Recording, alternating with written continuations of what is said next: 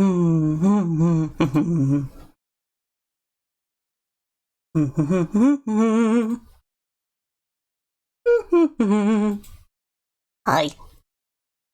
Hello. Hi. So, I am extra sleepy today. I am super duper sleepy. Oh, I know. Because I'm super duper sleepy, hopefully I'll get some company in VC today. They will help me stay awake. Oh, yeah, well, company hath arrived. The silent Noah. But yeah. The giant Noah, what? No, that's just how it works when you put things in a group. Instead of having the individual, Fuki-Tech reacts laid out in a line, you put them in a group and then it, snaps to the group size. I really wish they had more options for that. I really need to update this thing. Yeah, no, but you could do it on your end. Be my guest. Yeah. As in, I need to draw the thing. Hubris. Yeah, hi Hot Rod, hi you Noah, hi Alyssey, hi Ace. I slept from 5 a.m. to 8 a.m. I think. Maybe 9 a.m. And then I took an hour and a half nap from noon to 1:30, and that's the sleep we're running on. So standard Noah days. Yeah, we have commissioner to work on. I have another comic page. The boys are back in town, and by town we mean the stream, because it's the same three. Yeah. It's a pack mug, Moose, and Junction? Is his name on here? Is his name on here? It starts with a J. I know it starts with a J. No, his name's not on here. I'm pretty darn sure it's Junction, though.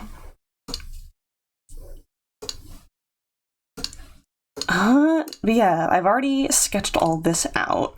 And I realized that most of my streams involve me, sketching things out and maybe getting as far as, halfway into line, and then we run out of time.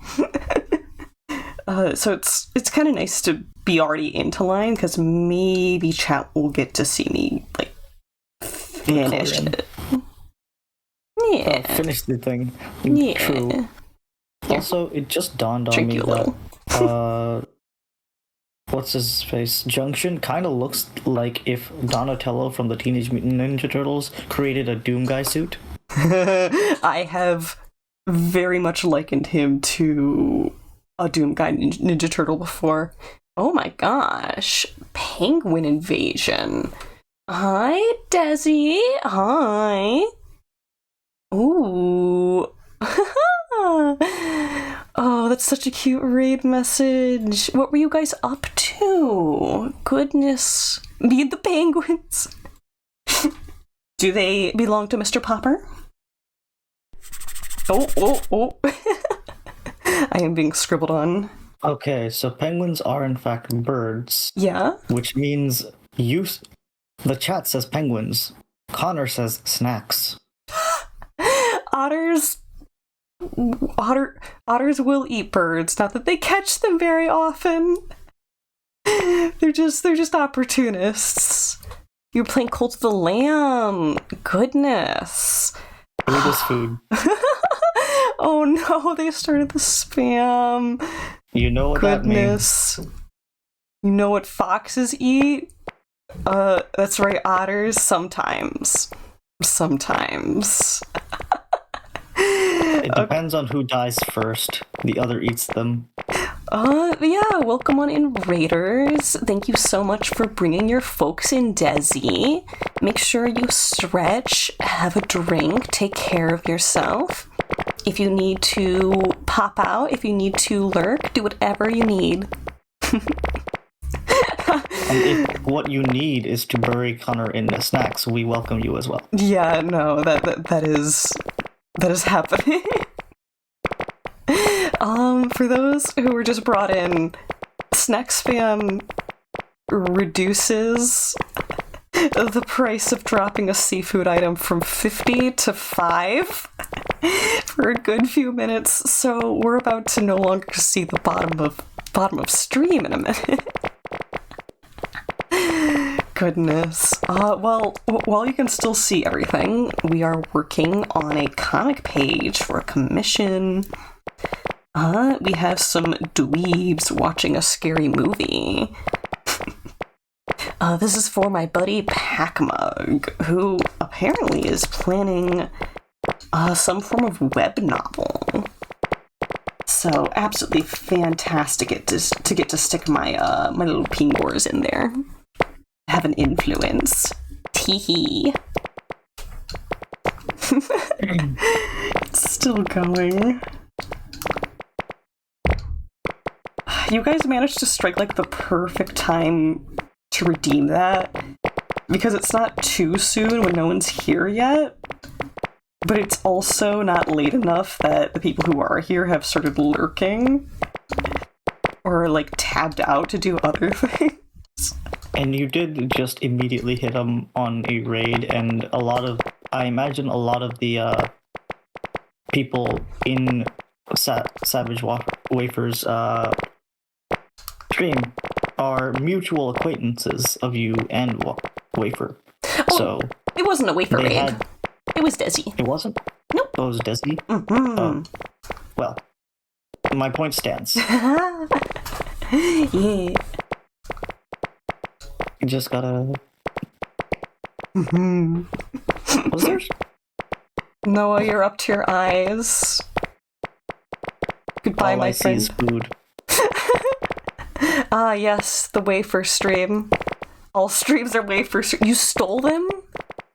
It was me, Barry. Stole them. Barry B. Benson. That reminds me of the time where, I think somebody clipped it, but I made a Neko arc of a friend of mine, ČVODʔ. Mm-hmm. And I wanted to show it off, and so I was like, you know, it'd be hilarious if I changed my PNG to be ČVODʔ. Oh. And for a while, it was a ČVODʔ stream and not a Noah stream. Devious. Oh, hi, Wong. Hi. Somebody setting up stream earlier. Yeah, you peeking? You peeking? You sneaky? Therefore, all Twitch streams are Wafer streams. I can't believe your streamer belong to us. I can't believe Wafer is actually Jeff Bezos. John Twitch himself? John Twitch. How can he be John Twitch if I have John Twitch in my basement? How many? Look, man. How many John Twitches are there? Too many. Too many to We gotta count. whittle them down. Whittle them down. They're an invasive species. We need to get rid of them. Go through one by one. Each John Twitch you take out, the streamers get 1%, like that much more of their payout goes to them instead of John Twitch. All right, class action. Let's go. Eventually, we must seize the means. We are the means, unless you're talking about the servers. We must seize the rewards of our production.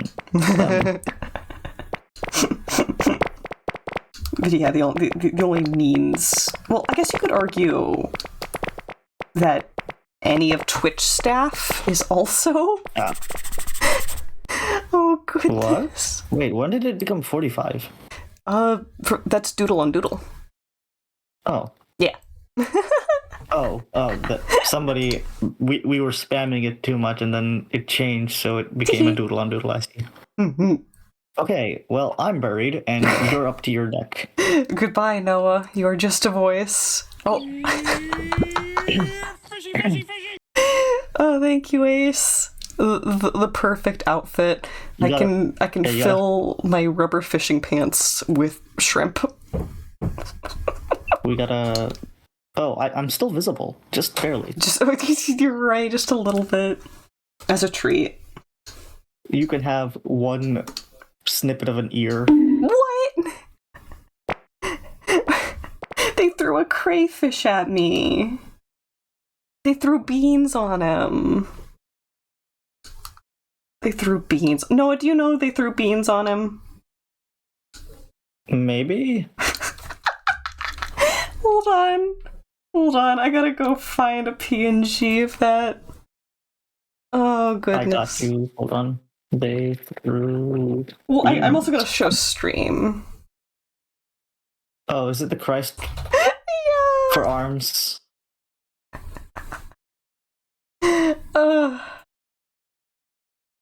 Don't mess with me. I have the power of God and poorly drawn books on my side. Okay, how's the resolution on this? Probably good enough. They made fun of him. Featuring 3 new EDM songs from Daldo. A movie about an important lesson. Daldo. Oh, I see. They threw beans on him. They threw beans on him. Can you believe this? On the one hand, beans on him. On the one hand, sure, this is. Well, why is his face like that? Also, is he an Oni then? Does he count as an Oni then? What's your logic? Because there's a festival in Japan where you throw beans at Oni to get them out of your house. Oh. Huh, what a coincidence. I'd believe it. Clearly, oh god, is that why he's squinting? Is the very much Christian, like, children's book potentially racist? The blonde-haired, blue-eyed character that you're suddenly archetyping. But at the same time, like, if he's got... I feel like this one doesn't make much sense on account of the fact that, like, the dude's got... I get that it's a crucifix and whatnot for the sake of Jesus, but, like, there's no Jesus on said crucifix, so it's just a tool. He just has tools for, public execution on his arms. You're right. Hot Rod, yes.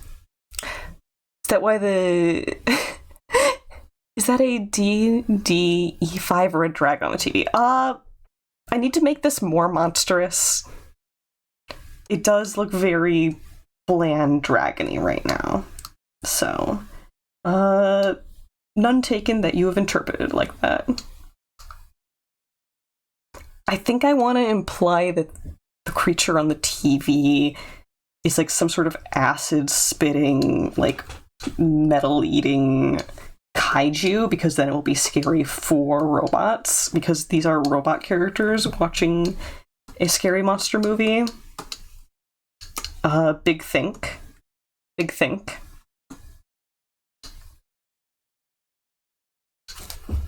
Using my whole 3 brain cells. Got a license for them brain cells? No, I pirated them. Trying to decide if I want to, like, add any actual line art into the background beyond this. I might start doing, like, lineless background stuff. I can't believe Doodle Connor is hoarding 3 whole brain cells while the rest of us live on 1 at the best of days. We must rise up, gang. Tee. I have high school valedictorian privileges. I use them for the most useful thing that will definitely affect my career path in the future. Yep, nope, it's definitely been useful.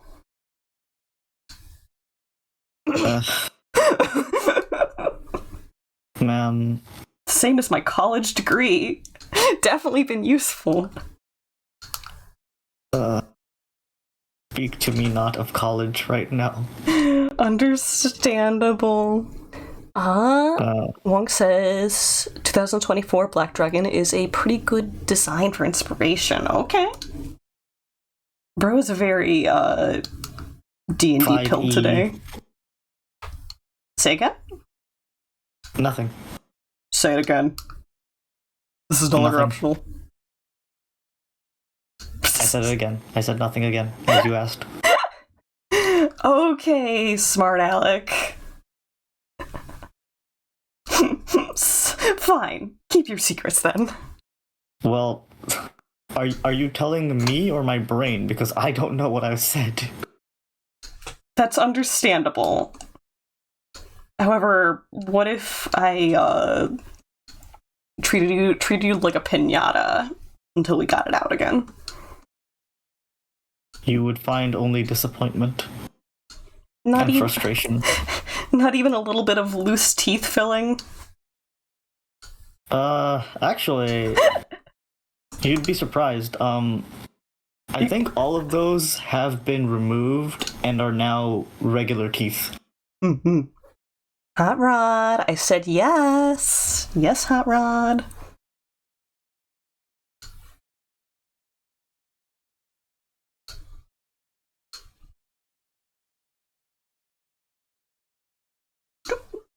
I can just use the liquefy tool as much as I want on these commissions.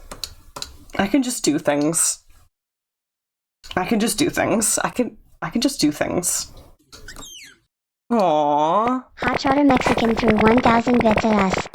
Is it because Connor or Hot Rod wishes you to be given money, or is it because he wishes you to be buried? It's a real toss-up. We're at like... Why can't it be both? Yeah, you're right. We're at half screen. Good gosh.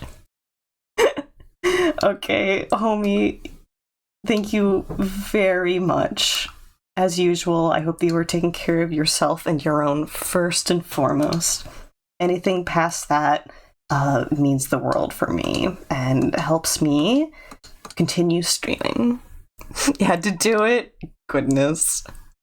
Well, Wong, if you consider the fact that Connor is very sleepy right now, if Connor were to, by some capacity, end up, passing out midstream, sleeping with the fishes. He would be in fact sleeping with the fishes, yes. Well, you feel like you're on the precipice of jumping into such mafia crime genres. Okay, as someone who is totally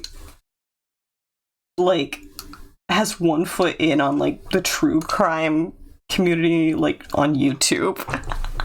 No, Connor, go not into the every Valley Girl moment. What? That's not even just a Valley Girl thing. Oh, well, I don't know, because the person who normally talks to me about true crime is constantly calling it a Valley Girl thing, so I don't know what to tell you. That's just a modern internet girl thing.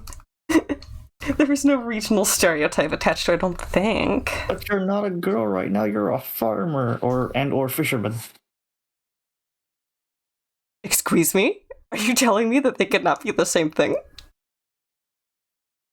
Well, evidently not, because they are separate redeems. How dare you use logic? I have destroyed Connor with facts and logic. Success. Should I empty some of this stuff off the screen. No one can see anything. No one. I mean, no one can see what horrific experiments you are performing on the buried Catboy. So maybe leave it at that. Chad deserves to see your third arm. I worked so hard on it, Noah.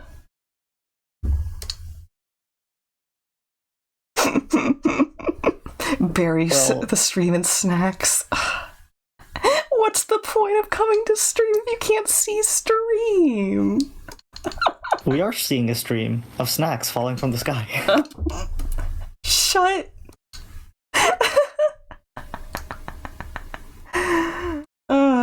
Evil.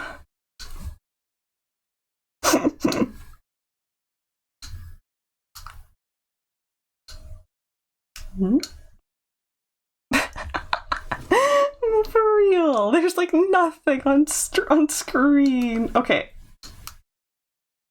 I'll bring it back down to half screen. No, wait, it's kind of already at half. I'll bring it back down to where it's covering up just the bottom of the art capture. Oh my! Lawnmower time, baby. Lissy sounds really gung-ho about that. Okay, we're gonna just the a little snacks bit. Are grass. When I'm gonna mow them. We're just gonna take a little off the top. A little off the top. Yeah. Removes head. What? I am the clippers. I am the shears. I need so much protein. A little off the top, says Edward Scissorhands, accidentally lopping off your head. Understandable. That's about what would happen. There, we can even see your little ears again. Yay. You can even see the cowlick. Wow, a cow licked that. What did you call my mom? Wait.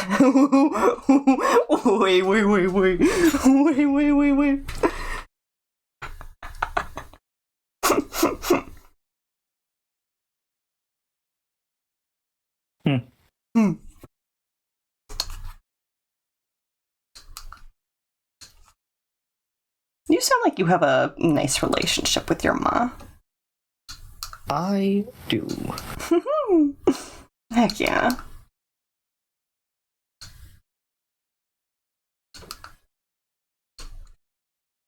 Okay, bro is getting a sippy. Ah, yes. Everyone's favorite. Kerosene. Dynamite with a laser beam.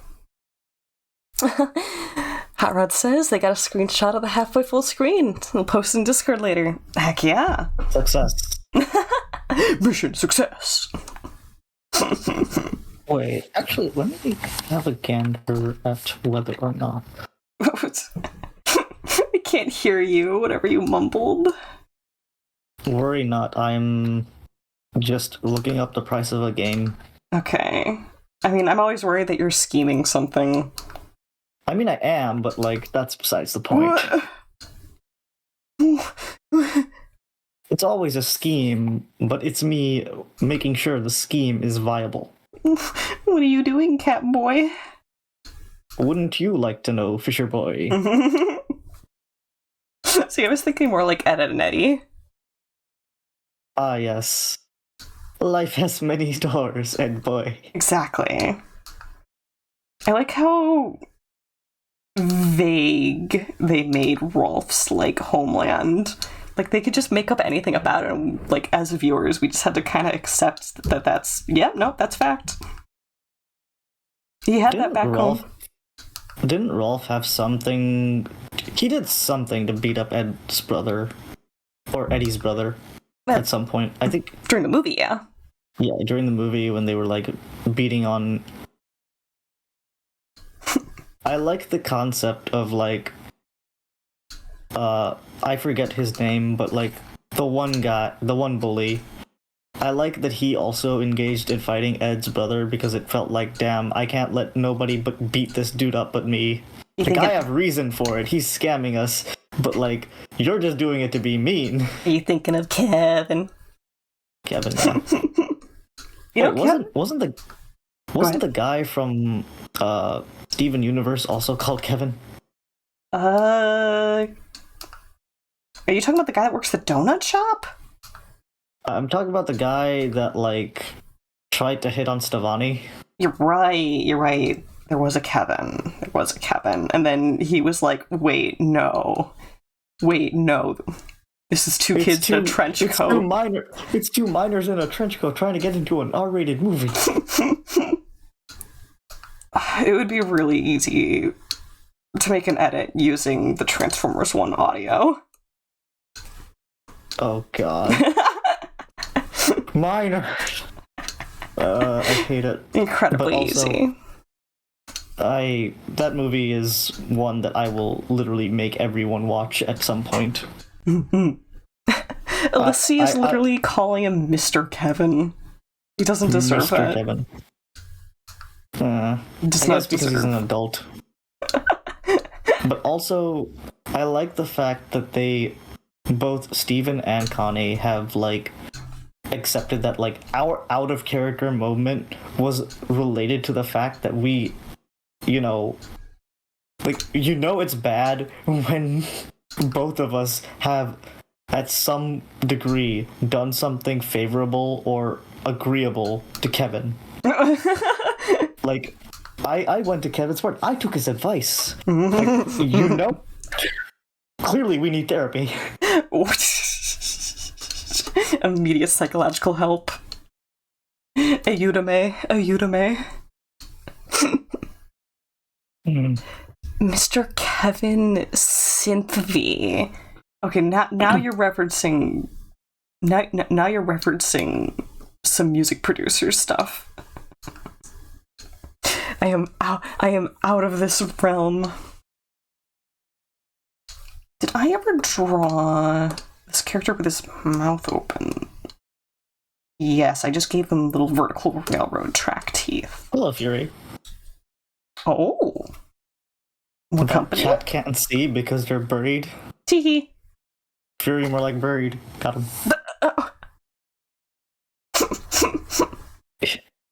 Slightly changes one letter in your name. Got him. Genius move. They'll never see it coming the second, third, or fifth time. Hi, Dada. Hello. Dada dada dada. Dada dada dada. Da-da-da-da-da-da. Dada dada dada dada dada. I was finishing watching RuPaul. How is it? It's nice. But what masterpiece are you working on right now? We're drawing the box. Another sketchy comic commission with the Robot Boys. They're watching a movie.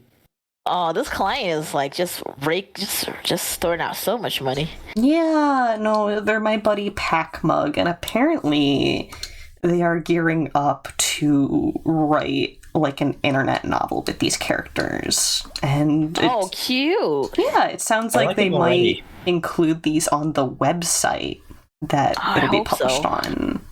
Yeah, so apparently these like comic blurbs match up to events from the story as well. So like they would get linked back to the moments that they're equivalent to, which is like cute. Way into that. Yeah, I'm glad you have a chance to be a part of that. Yeah.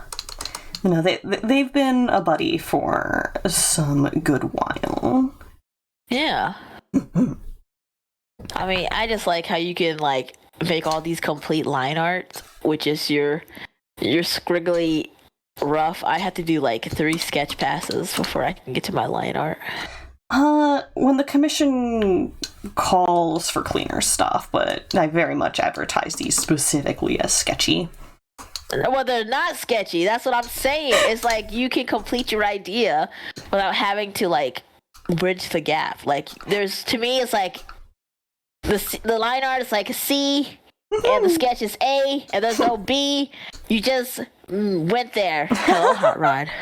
Uh-oh, I just went there. Yeah. Did you come back? But did you come back? Why were you in sync? You may have gone there, but did you get to come back? I think so.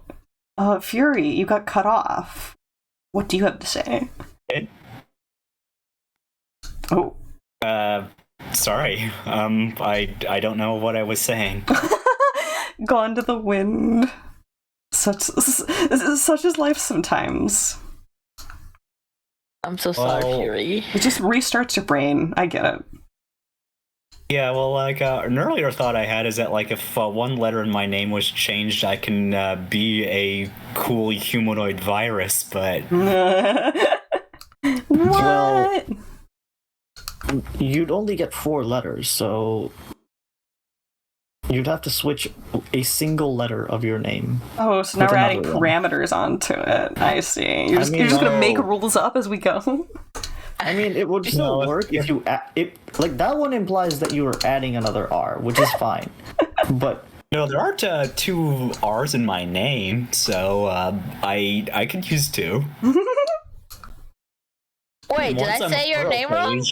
No. No, we're on some funny dumb she. Yeah, like how true name magic is real, evidently, and if my name were changed, I'd gain powers. Ooh.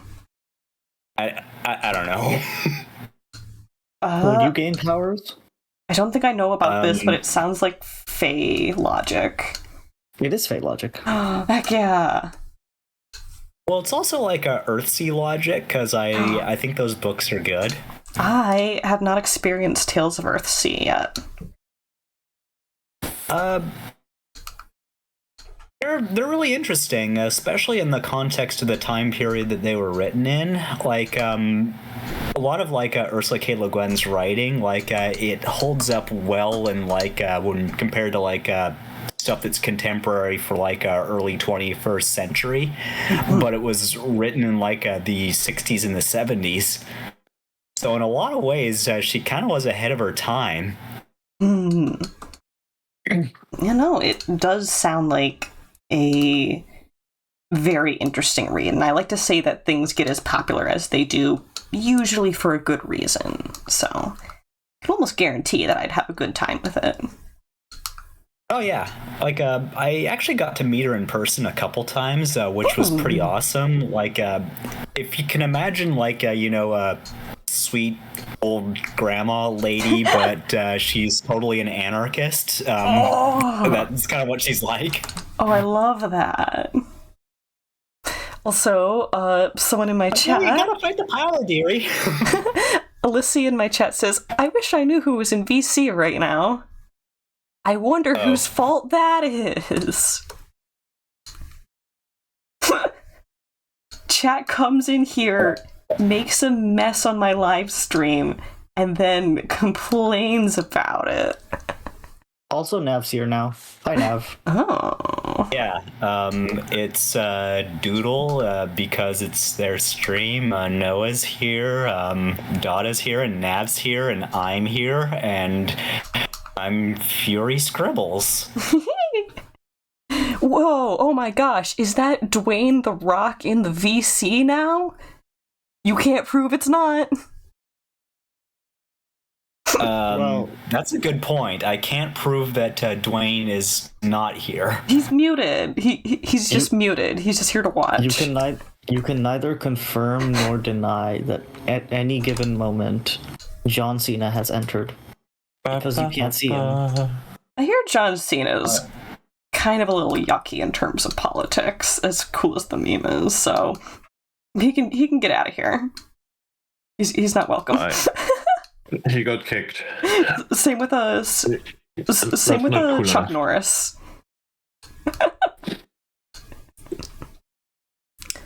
Mr. T can stay. He's cool. Oh, heck yeah. Alyssa says one of their followers was mutuals with John Cena on Twitter once upon a time. What did they do? Were they drawing like wrestler fan art? Because I know a couple of artists who do like wrestler fan art, and it's like actually gotten them like contacts, because I guess people really like seeing them drawn or seeing themselves drawn in the Peanut style. It's really cute.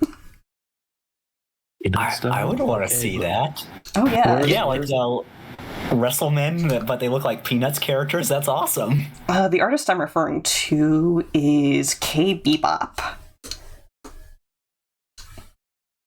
That's what they do. That's amazing. And a number of other things. I need to see the comic where Lucy messes up John Cena's attempt at kicking the football. I want to see Lucy. John Cena learns the true meaning of Christmas. I want to see Lucy bring in the steel chair. That's what I want. Back again with the steel chair. Mm-hmm. Bone saw. We need bone. I don't know. Let's see. What else can we do? Oh, Rowdy Roddy Piper chews out somebody for bullying a girl because she has leukemia. What? Oh yeah, that what's the context? Yeah, that'd be good. There was, I think, Linus had a friend who had leukemia, and one of the kids bullied her for being bald, and then he went off on them for being how dare. Okay. Yeah, literally fighting for her life here. I thought this was in real life. Cancer. Did you ever think of that? Do you ever think about anything? Okay, that's good dialogue. The special is called Why Charlie Brown Why? And yeah, it's about Linus having a friend that gets diagnosed with leukemia and has to go through chemotherapy. Yeah, which is brutal. So full send. That's a very interesting plot line to approach. Oh, unrelated, but you have the little a helicopter creature. I love that guy. Yeah, it's Moose. Moose? Yeah, hold on. If I remember right, Moose is mobile operative of scouting expertise. Yeah, he's kind of like a little bird helicopter creature, and he's so cute. I accidentally channeled Goddard from Jimmy Neutron when designing him. I thought you were going for the Mousers from TMNT. That works too. I'm actually really underexposed to Teenage Mutant Ninja Turtles content. I should probably watch Rise, though. I hear nothing but good things. I've heard miscellaneous. I don't like I do not care for the art style. Oh, that is a rare take. It's not that the art is bad. I think it's well done. It's just the characters look funky. Yeah, no, That's the fun. You do not have to like anything in media. That is part of being an individual. It's one of those shows that I feel like I'd watch if other people watched it, but I would never look up myself. I recommend Rise and the new movie Mutant Mayhem. Okay. Noted. Doom guy look. Yeah, it's a Doom guy Ninja Turtle. I also designed. This dude having a drink here. You kind of reminds me of a Ninja Turtle. I also designed him, and when I was working on his ref sheet, someone immediately called me out that I gave him the teenage robot legs, where they go XJ9 from My Life as a Teenage Robot. Oh, okay. Yeah. And they're so right. I can't defend myself from that. He's got him. A little bit. Does he have rockets built into them? Probably not, since it sounds like the point of Moose is for giving him extra mobility and being a helper otherwise. I don't know, maybe he's got rockets in there, but they're not very good. They can't actually lift him off the ground. They just kind of shoot fire out into his feet. He lifts his ankle up to light a cigarette. A cigarette that does nothing because he's a robot. Or he does it to light a campfire or something. Don't worry, I got this. That'd be kind of baller. I'm right. I don't know. This is starting to sound like a really good cartoon series. Yeah, no, I'm definitely like Googling what Bro's gonna do with the story. Because this is like the third comic page, and they've all seemingly jumped around at different points in the timeline, so to speak. So I'm getting little snippets of things, and I'm like, what? What does that mean? What are the implications of that? And I'm just not gonna know for a good while. Yeah. What? Like they didn't like give you like a plot outline or something? Nope. We are working comic to comic. Let me pull up one of the last ones that got completed.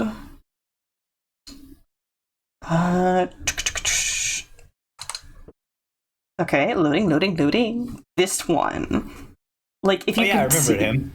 Yeah, but if you can see what's going on with the background, they wanted to have like some obsidian, like dark crystallish material covering the land, and very specifically wanted some kind of like castle in the background. So they're clearly doing like some kind of raid on like a land blighted or transformed by something.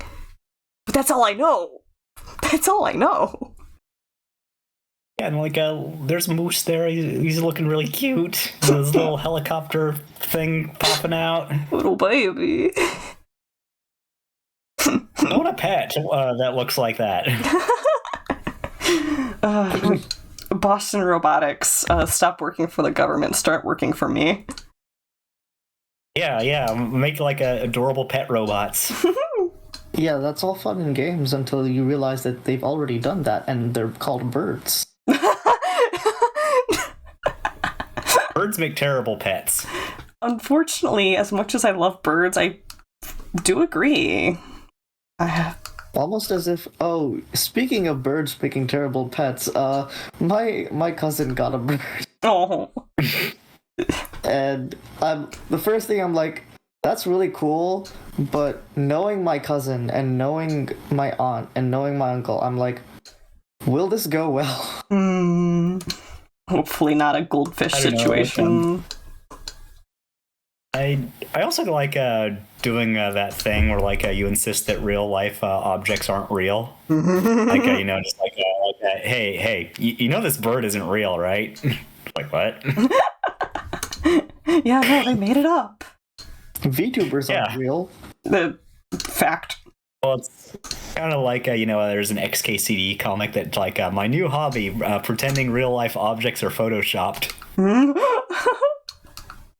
Like there's like someone that's like showing him like a saber that's like an heirloom that has been in her family for a long time. It's like I don't know, it looks photoshopped. It's like what? It's like, oh yeah, the shadows on it are totally wrong. Definitely photoshopped. Okay, imagine photoshopping like artifacts of photoshopping into real images. Like reverse photoshopping to make it look just a little fake and off, and then like you send that to like a Facebook group. Oh no. I love spreading misinformation on the internet. How are the kids supposed to learn? What you do, you do that, except what you do is you take an old family photo, like one of those vintage ones that, that John's friend would be the one to steal. One thing you can't replace, yes. You take one of those, and then you slightly Photoshop it to make it look like it's Photoshopped, and you expertly recreate the image, like the physical copy, after printing it, and then you leave it where it was, and then you wait for someone to notice. It's like oh yeah. Okay, what's funnier? Taking an old family photo and making it look like taking an old family photo and photoshopping a random stranger into the photo, or making it look like someone was photoshopped out of the photo? Maybe someone. Oh, that's a good question. The trick is to take... Sorry, Dada, what were you saying? Oh, putting someone in. Putting someone in. Okay. I personally would go to like the child that like isn't adopted but is convinced that they are, So me? and just start replacing their baby photos with empty things. Like, Oh my the photo god. exists. The photo still exists, but now the parent is holding an orange or nothing at all, Why an Soda can. orange? and it's like a picture of them clapping as the baby takes their first steps, and now the baby isn't there, and they're just clapping at nothing. I don't replace it. I just remove it entirely. Hot Rod's suggesting that you just do something weird to someone's body parts, like make someone's nose just a little off. Oh. And then Give them The body trick is to- dysmorphia. the trick is to do that, but also get the person who you swap to be in on it, so that they start just acting just slightly different than they normally would in front of the person who suspects it the most. So now they're like wondering, is this the same? Are you really my dad, or a skinwalker who's stolen my parents' body? See, I prefer the idea of gotta admit, making like, it. if somebody did that to me when I was a kid, that would give me such a complex. Oh. I'm on team making it look like there was someone originally in the photo who got photoshopped out. Like adding just like a slight halo of what could be someone's head and shoulders into the back side of the photo. Oh yeah, that was your twin brother. He didn't make it. What? He exists. just It's like, just you can't kind see of- him anymore. He gave up your ability to. You gave up your ability to see him to save his life from a magical fae. What? That's why he's never around when you are there. It's because you What? cannot perceive Wow. him. You're getting so high concept so fast.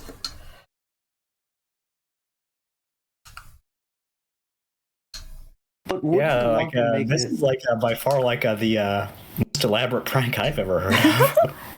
But at the same time, you have to wonder, like, would you want the person that you're trying to prank to feel that they did something good so that it wouldn't be seen? I feel like it should be a price that they weren't expecting to pay, You could only so that it's pull not that on a distressing certain enough. age range of person. Well, fortunately for me, most of my cousins are at that very age range. This explains your thinking. Mischief, full send.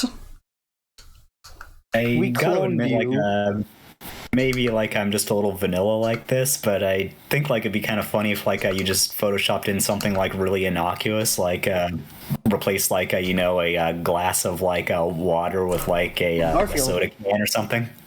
You need to make it something time period specific that's incorrect. Like, you need to put something...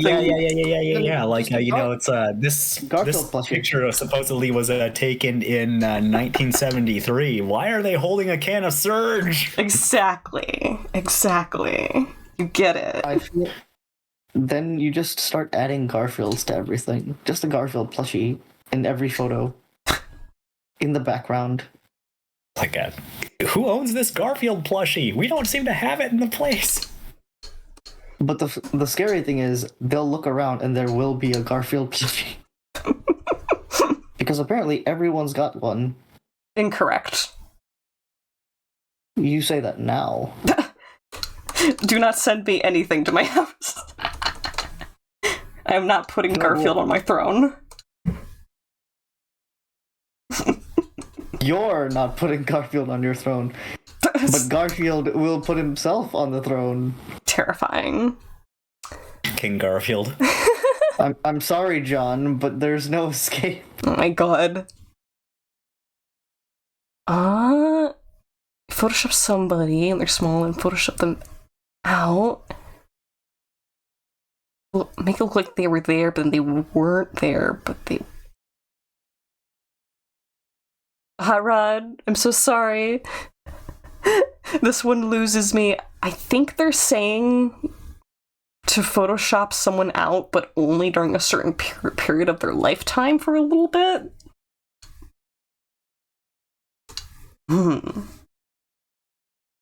So like, you were there up until you were 4, and then you weren't, and then now that you're like 16, you're back. We don't know where you went. Brief kidnapping era.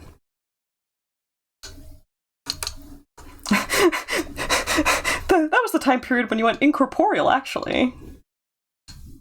You were That's the everywhere. time period when you were a ghost. Time.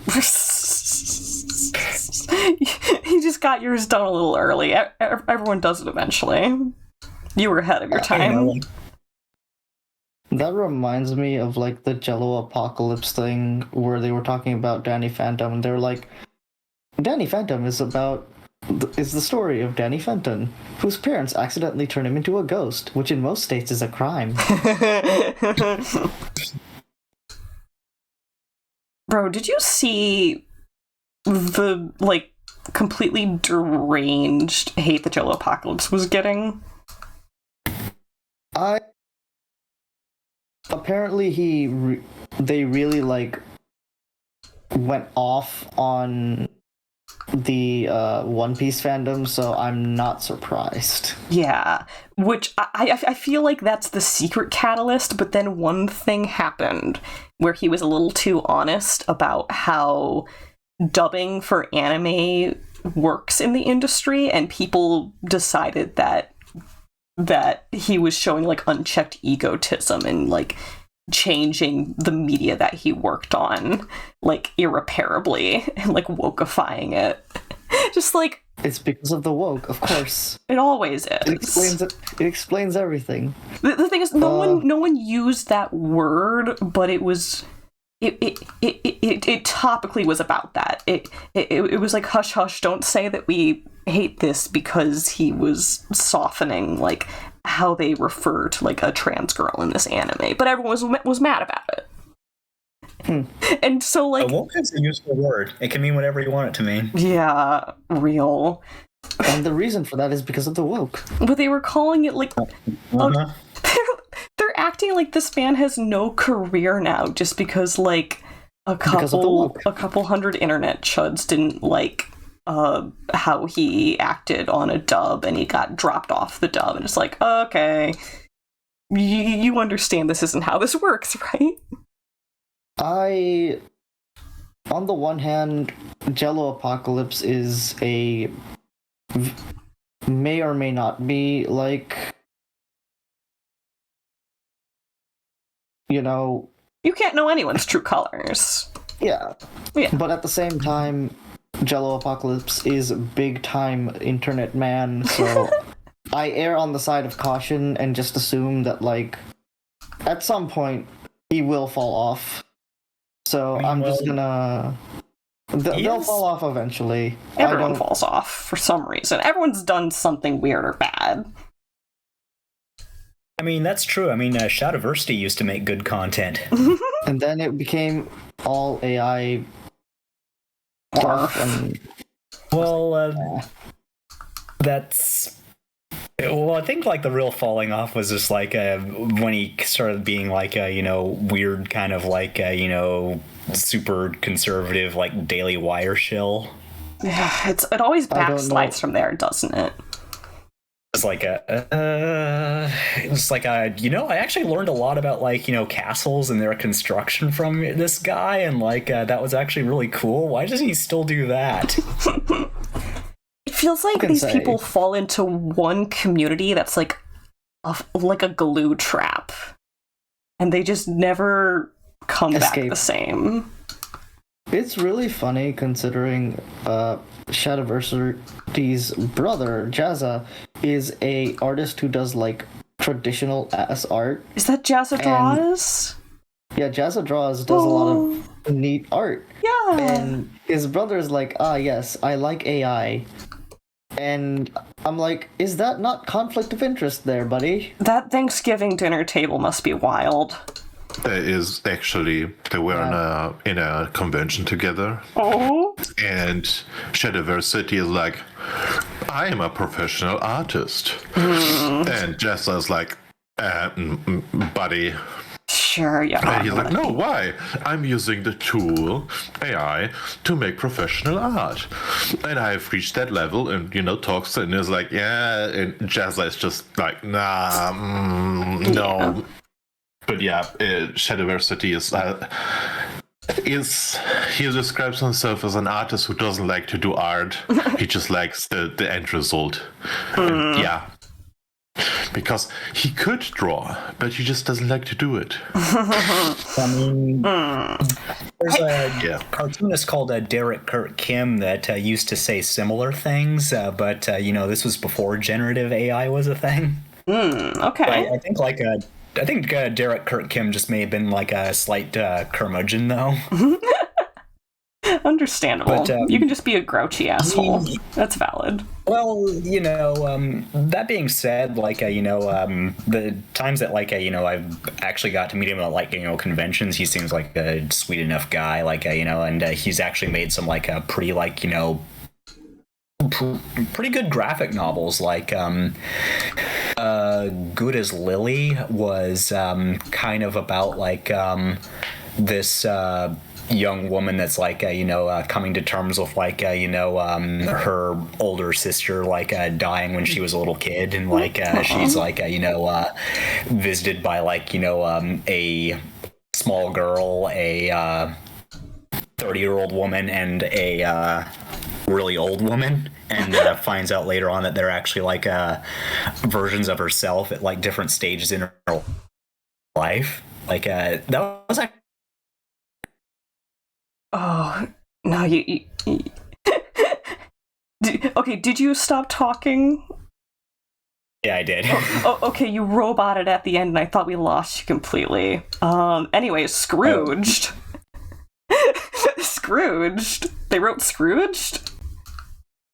A little bit, yeah. Yeah. I feel that people who generate images are calling themselves artists out of some weird spite, when the reality of what they are is that they're a prompt wrangler, which is like a data wrangler. If you're not holding a pencil or a pen, you're not an artist. You can call yourself something else, and you can say that your work still has value, sure. But you can't co-opt that word for yourself. Well, it's kind of like how I... Yeah, like a Pokemon trainer, but for AI. Oh yeah, that actually sounds way cooler. It's like, I'm not an artist, I'm an AI trainer. All we have to do is dangle shiny keys, and they'll change their tune. Oh yeah, no, yeah, I like that term now. That sounds like it glorifies me. It's just make them battle each other with AI art. Oh yeah, you can train AI in battle. Ooh. You're a Pokemon trainer. We should convince them that their brains can serve as servers for these things, and inadvertently turn their minds into AI art generators, except instead it's just roundabout. We just end up roundabout making a way for them to draw on their own. So assuming that they are the AI. Just going to art school and learning techniques, that's just getting training data. Yeah. Gaslighting them. Gaslight them into drawing real. Nav in chat says, if your art is dependent on the tool you use, then you're not actually an artist. That's fair, because every artist can traverse mediums to some extent. I do think that there are some exceptions, like crafts and pottery art, those things you can't really traverse mediums as easily. But more specifically to 2D art, that's it's equivalent to people that never actually draw their backgrounds, but instead use stamp brushes to fill in all the trees and grass, if we took that brush away from you, you have nothing. You've learned nothing. There's no skill there. A Canva artist, essentially. But that reminds me of there was a YouTuber or someone on YouTube made a video of like, let's check out these art tools and see if they are, treasure or trash.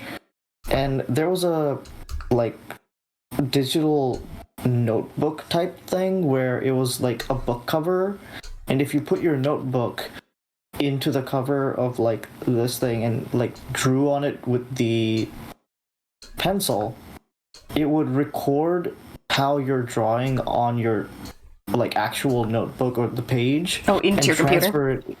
Transfer it into digital art, which I found very cool because like a lot of people don't like digital art because drawing on the tablet is pain. There's a review of that product out there, like a video review by a YouTuber. I think they said that it was garbage. Alas. Yeah. Oh my gosh. I like the idea though. Yeah, right. I saw a really interesting tool being advertised on one of my, just feeds. One of my feeds. That's a good way to put it. And I actually had to stop and go look it up just to see if it was like hot garbage or not, because it looked really cool. I'm forgetting the name, and I'd have to like grab my phone and like turn off my webcam to like, because I had the page open on my phone. But the whole gimmick was you acapella into your mic and it immediately puts those notes down into MIDI, which I think is really cool, and I haven't seen that before. Like, as someone who doesn't have the education to really detect like what key and notes things are in, but does really like, doing little acapella stuff and genuinely thinks that like they have something going when they're just, doing while you're like heating up some soup in the microwave, like the ability to convert that directly sounds really interesting. But then I looked it up and it's like $150, and I'm like, that's a bit of a trust leap. That is a bit of a trust leap. A little bit, but now I'm just thinking that like seeing you like heat up soup must be really interesting. Doodle's heating up some soup. Doesn't everyone have soup songs? Soup songs. Soup songs. You sing soup songs until the soup's on. Hey, so. Oh, I think you should release an album or something. Just like Doodle Soup songs. No. Yeah, just Spotify album. Provided we use Spotify here. Alyssa in chat says that they think Synth V has something that works similarly, but it's definitely not immediate and has some faults, but it's likely free. Interesting. I kind of do want to find like a little music software that I am not immediately overwhelmed with to like play around in it, just to see if I can cook anything. I've heard about something called beatbox. Oh yeah, that's pretty common from my You can use your mouth for that. No. Oh really? Beep. Oh yeah. Oh yeah. Beep, not beat. Oh yeah, beat. Yeah, well, beatbox. So you kind of need your mouth for that. Yeah. No, this is BEEP box. Oh. Yes, there you go. Now we're on the same page. But yeah, it's like it's sort of like a tool for like composing like little chip tune things. Mm-hmm. It's which I've seen people mess around with it, and it actually looks really cool. But yeah, one of those things where you just drop them on a timeline and you play a loop. Mm-hmm. Simple but effective. Loop. I'm gonna have to resketch the body here and get more defined. I don't want to, but we're going to have to.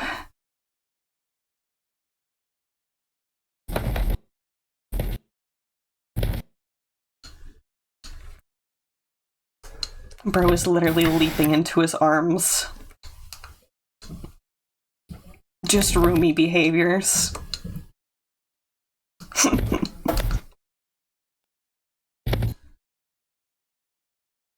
Uh-oh, I'm gonna sneeze. No! Jewel, do your cute little sneeze.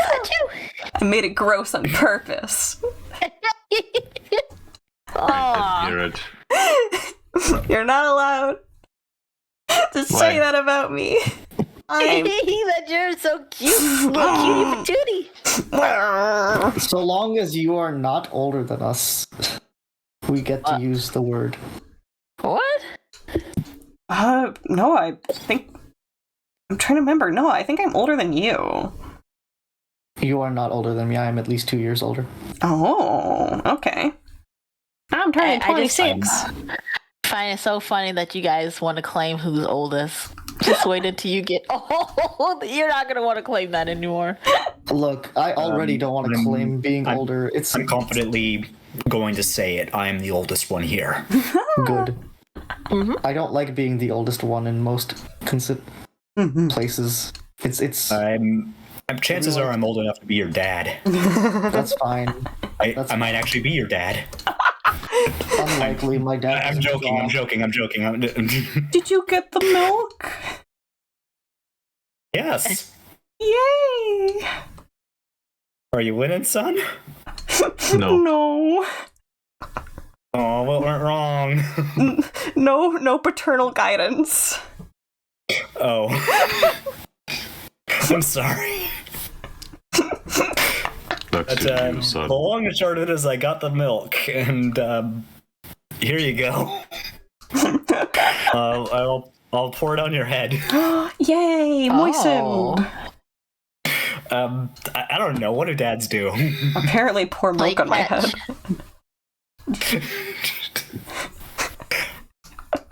Dada, did you say play catch or play fetch? Play catch. Okay. I mean, play fetch would work, but they didn't come back, so it's not really playing fetch. Oh. Oh, Well, you mean you as a kid lost. throw and Why they did- just leave? Go get it, Why did Dad. the fetch quest take so long? Oh my gosh. Bro, Dad cannot game at all. His fetch quest takes too long. How is he going to beat the game? He's not. Not real gamer. Not a real gamer. Fake gamer. Damn. It's Hashtag. I've actually... That reminds me of the one time I tried to get my dad to play Skyrim. He did not understand any of it. I was like, Dad, you like Lord of the Rings, right? You'll enjoy this game, I say, as he fails to figure out how to move. Oh, it's not an easy learning curve for them. Yeah. True. But I mean, the Games. guy used to play like actual games on the PC back in the day. He used to play Prince of Persia, and he'd have to play it because I got scared when the disembodied head started screaming and chasing after us. Aww. So I don't know why the leap to using a controller was so difficult. If he's never had control experience, I see it. He's had controller experience. Controllers. That's the thing. He's played the NES before. I'm like, it's not that big of a leap. Wacky. Well, I mean, now if you're not playing it consistently. I suppose. I don't know. I feel like we all have gamer muscle memory going on. Yeah. Well, Gamer. Yes. Look, man. Maybe that's why I always won when we played Wii bowling. I mean- Wii Nintendo Wii every time, They- and it's because of my There skills, is- not because I beat my. I consistently sabotaged everyone. There is everyone. You'll probably a win. series called Games for Non-Gamers or something like that. Oh. Huh. And it's like this dude and his girlfriend. And And yeah, there's a lot to gaming that is not very intuitive. There's a lot of videos I've seen where it's like, hi, I am a gamer and I am getting my girlfriend or mom or dad or husband who does not play Skyrim to play Skyrim or like any other game of that capacity. Oh, now I'm remembering the Markiplier video where he had his mom play Five Nights at Freddy's. Oh no. Aw. That actually sounds adorable. Yeah, no, his mom seems really cool. He calls him Mommy Plier. It's really like, cute. He seems like a kind of guy that would probably have like a really good relationship with his mom, you know? Oh yeah. He does. Apparently he's like... Apparently his brother is like a popular furry artist too. Yeah, he has a comic. Ooh, I should figure out who that is and go, like, support him. For no reason. Right, Connor? I'm assuming it's safe for work. Is it though? It's furry art. Eventually it won't be. There are ace furries. It is till it isn't. It's safe for work until they break the OSHA Accords. You'll see them, you know, in a construction site without a hard hat, and suddenly... Are you guys not wearing proper PPE? That needs an NSFW tag. Oh my god. Me standing on an office chair. The OSHA death squads are coming. They're here to steal your forklift certification. It's not stealing if you no longer deserve it. Who decides that? OSHA. Safety violations. Not if I take over OSHA. Then you're OSHA and you're deciding it. Exactly. So I'm right. I guess. But what if I take over OSHA, disband OSHA, and make it so that I alone decide? You're the singular entity of OSHA. You're gonna be very busy then. It's true. That's why we have the shadow clones. I thought you were about to say, like, shadow government or something. Nah, I would not imply government when you need it. The only government I need is me. Anarchy summed up right there. Well, I mean me for myself and everyone else. Oh, okay. It's only...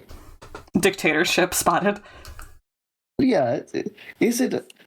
It's more like cool guy-tership. What? Cool guy-tership. Yeah, because Yeah. I'm not a dick. Yeah, that slogan's gonna go real far. I'm sure. Well, I mean, if everyone who opposes me stops doing that... Everybody that opposes you calls you a cool guy instead of a dick.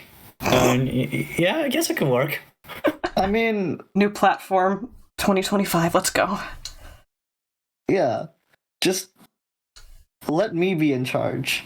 Easy. Bro says, please. And also... Actually, I like that idea. Just like there's a campaign poster that says, like, just let me be in charge. Please. Please. Like, I don't know. Kind of like this. Kind of like where they're I like coming the cut of from. his jib.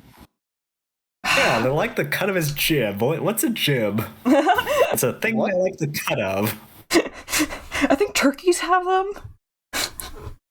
They're... They do? Giblets? Yeah, that's just like the parts that aren't the carcass. Oh yeah. Like the neck I like and the the cut of his like giblets. toes.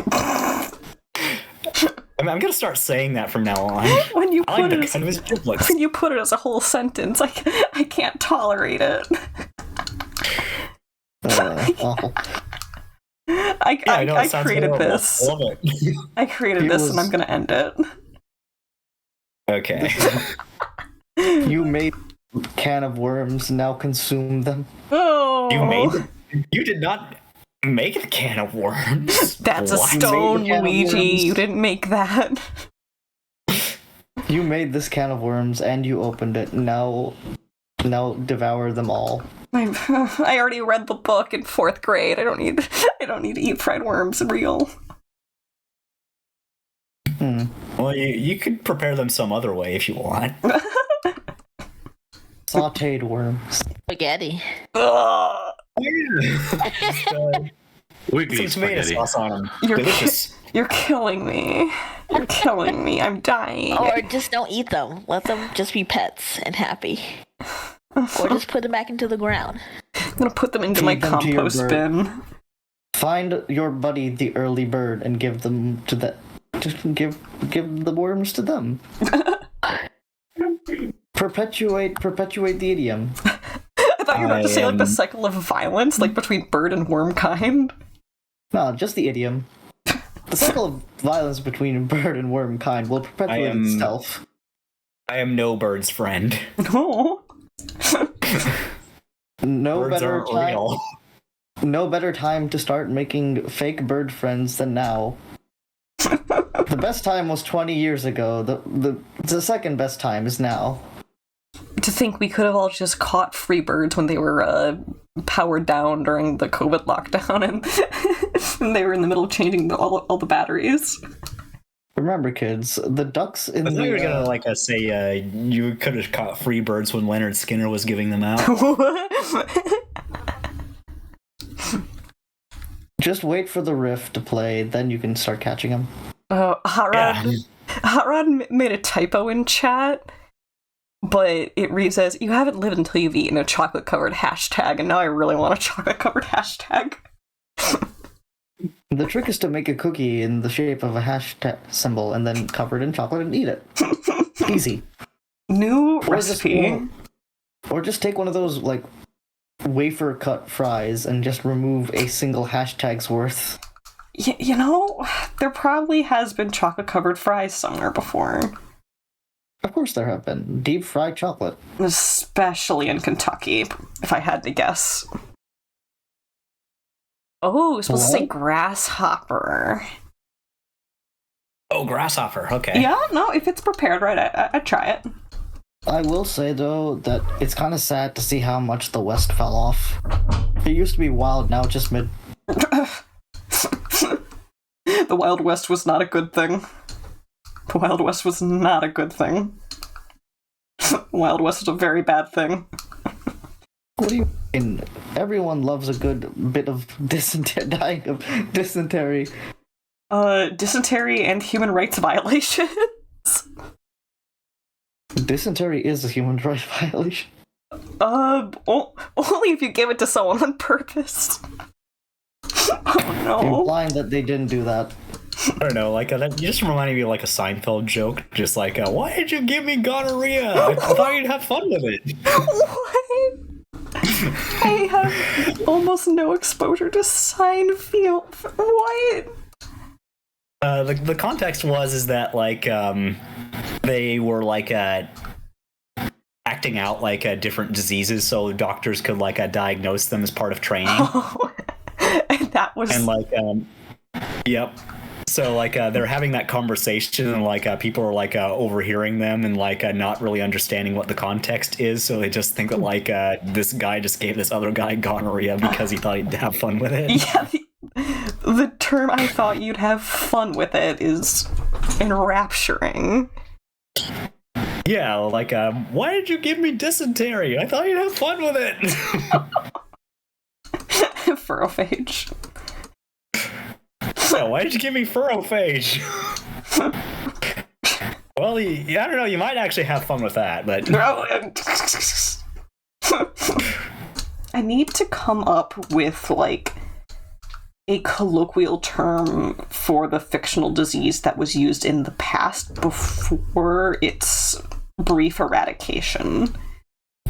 Because people always come up with like colloquial names for diseases that are like a lot cooler than like the scientific name for them. It's like, oh yes, this is the head exploding disease. like I don't know, the pointies, The point. shaggies. Because you get like furries like teeth, and you get like the furry collar, right? Like that's just like part of her now. Sometimes. So like I don't know, maybe like a furrophage disease is like the shaggies or the pointies. Pointy. The shaggy pointies. Goodness. It's not off the table, but it's too funny. So Hot Rod asked, if you eat grasshopper eggs will they chirp when they go down? You should not be eating raw proteins. They do not. They do not make a sound. If we're talking about eggs, then definitely not. But also don't eat raw proteins. Yeah, living, they don't make a sound. They just feels like there's something in your throat, and then you have to drink water to get them all the way down. You sound a little too knowledgeable about this, Dada. Yeah, I've eaten a lot of grasshopper before. Aww. And Life was it in the middle school? army. Did you win a bet? Did you get a $20 yes, bill? it was a bet. I got $5 for it, and then I got sent to the dean's office because I did it in the middle of class. Understandable. And the people watching started screaming, and yeah. I had a similar event in elementary school. While we were reading How to Eat Fried Worms, this one kid named Seth was like, I'd eat a worm. They're like, bet you're eating one during recess. And they realized that they didn't want to dig for a worm, but there was a tree that always had these fuzzy, like, tussock caterpillars on it. Oh. So they made him eat, like, a fuzzy caterpillar. And we have this, like, big mob of kids surrounding him at this tree. And he drops one in his mouth and starts open mouth chewing, and people lose. They lose it, and someone screams, "Its guts are orange!" And some people run, and one of the recess monitors obviously comes to see what's happening because it looks like a fight's happening. But I think they actually called like poison control just to be safe. Oh yeah, because you know, it's a fuzzy eating caterpillar. the intestines. And it being a fuzzy caterpillar, too. Yeah. You gotta at least remove the intestines first. You gotta make sure, before you saute it, you know? Well, like a shrimp. Well, the actual complication, if there was any, and there wasn't, but if there was to be any, it's because tussock caterpillar fuzz is irritating. So, you know, in the wrong timeline, this kid's throat probably closed up and he couldn't breathe, but he didn't. He didn't. Wow. Well, Lucky except for the this time. caterpillar. Why do I do all the crazy stuff? That's just life, Hot Rod. I mean, I've almost died twice. Oh. So. What do you want to talk about? I actually drew a comic about one scenario. Oh. Okay. So, I ate a screw. I put a screw in my mouth and leaned back. What? Oh, like you weren't intending to, but it like fell. No, I was just... I was like 4 or 5 years old, and, you know, I wonder if gravity works. I wonder if it'll fall back in my throat if I lean back. You almost won the Darwin Award. I did. And I remember it because it was Sunday. Looney Tunes was playing on the TV. My mother was asleep at the time. Oh, no. And I threw the screw behind the couch after I survived the scenario. Oh, did you, like, manage to choke it back up? Yeah, I managed to cough it up. Okay, you didn't actually, like, full send it. No. Scary. No, because it was a screw that had, like, a It hood. can really mess up like, your guts. Yeah. No. It like, closed over my, my arrow. Hey, Dada? Yeah. I'm glad you lived. Just for the record. Just for the record. Can you imagine dying that early from a screw? No, because I'd be dead. You know, you could say you got screwed. I almost got screwed. I'm done with both of you. Even Hot Rod said. Well, I was... Donna managed to unscrew herself, though, so... That's true.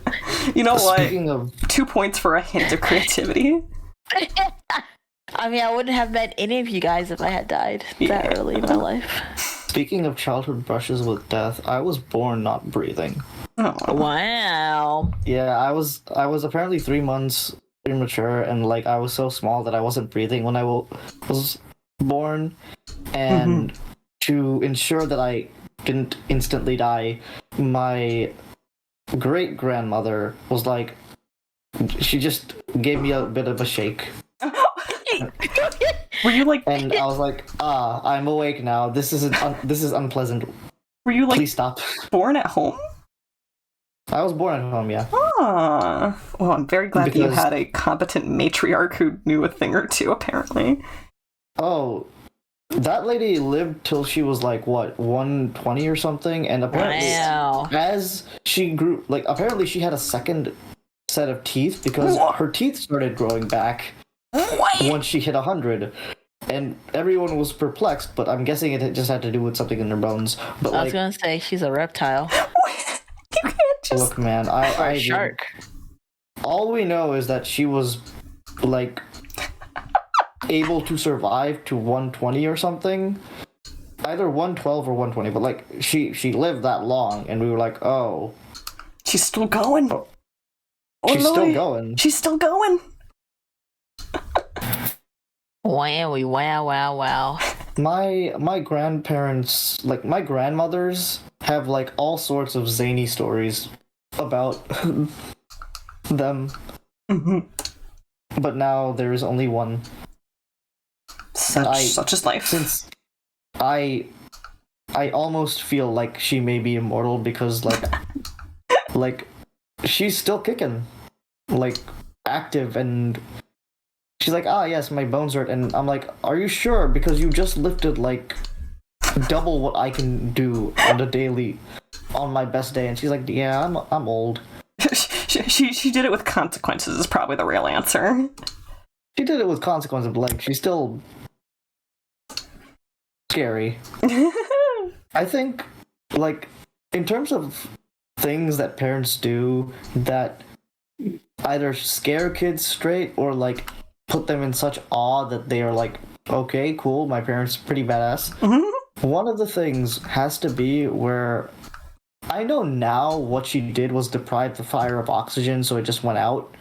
But like as a kid, seeing a fire start on a piece of tissue paper, like, and panicking yourself, and just seeing your mom go and slap it like off. It's like, oh, so my mom just made fire die by slapping it. Okay, sure, fire. You know, the primordial form of energy that like humans only discovered, did not create, because you know it is a fundamental force of nature, and she just, you know, made it stop misbehaving with a slap. Maybe I should listen to my mom more. What happens if she slaps you? Just put out your face. Puts out your face. New favorite sentence. New favorite sentence. She certainly puts out the fire of my anger and replaces it with like stunned silence. That's fair. Oh, So what did you think of Stardust the Super Wizard? Why did they do that to his head? Why did they do that to his head? Hello, Anya. Hello. Oh, Anya. Stardust. I strange. kind of feel like I needed to share that with you for some reason. Thank you. It's not gonna go And I'm away. sorry. It's in my brain. Yeah, like that comic has like such memorable lines as "None of you will escape. I'll combine you all into one person." Horrifying. Ugh. No. Nightmare. Yeah, like I was saying earlier, that was one of the most bonkers things I have ever read in my life. Have you sent that to Brooklyn by chance? I haven't, no. Do you think they'd like it? Yeah. What is the Renegade Angel Adult Swim show? Oh. Yeah, I don't know. It has similar vibes to that, and I know Brooke does like that, and that was one of the bouncing points off of their character level. So, like, I think there's like a loop that could be formed here. Yeah, well, like I said, like, Stardust is kind of what happens if you give furry levelers powers. Yeah. Nightmare. I mean, like, super-powered, like, a furry totally would, like, throw somebody's head into a space pocket, right? Oh, goodness. Don't give me ideas. Don't give me ideas. Don't. I'm not listening to you. It's for everyone's good. You don't have to listen to me if you don't. If you don't have to listen to me if you don't want to. I'm sorry. Oh, I'm definitely joking. Don't give me ideas. Don't give me ideas. It's dangerous.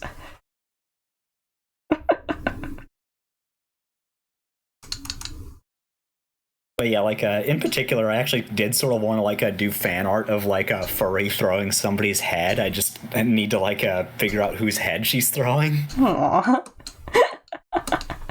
Well, specifically, I wanted her to be, like, dressed as Stardust. Oh, goodness. The world's worst cosplay. Oh, yeah. It's... Well, you know, like, maybe there's, like, some shagginess around the belt for, like, you know, the fur that she's supposed to have. But, The beast, the creature.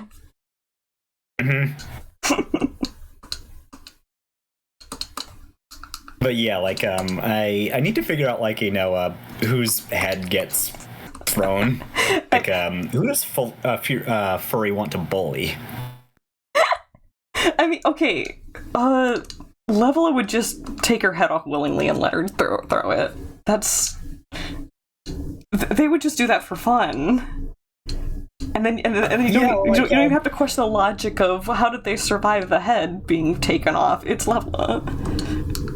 Yeah, exactly. Like, just like, hey, Levela, let me borrow your head. Okay. She just takes it off and, like, hands it to her. That is the world's lowest flying plane right there. It growled at me.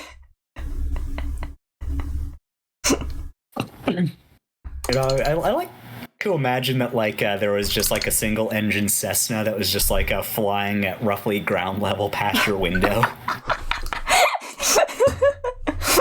Yep. Nope. It wasn't even flying. It was just jetting down the street. The residential drive. Goodness. Well, technically it was flying. It was just flying not very far off the ground, like just a couple inches.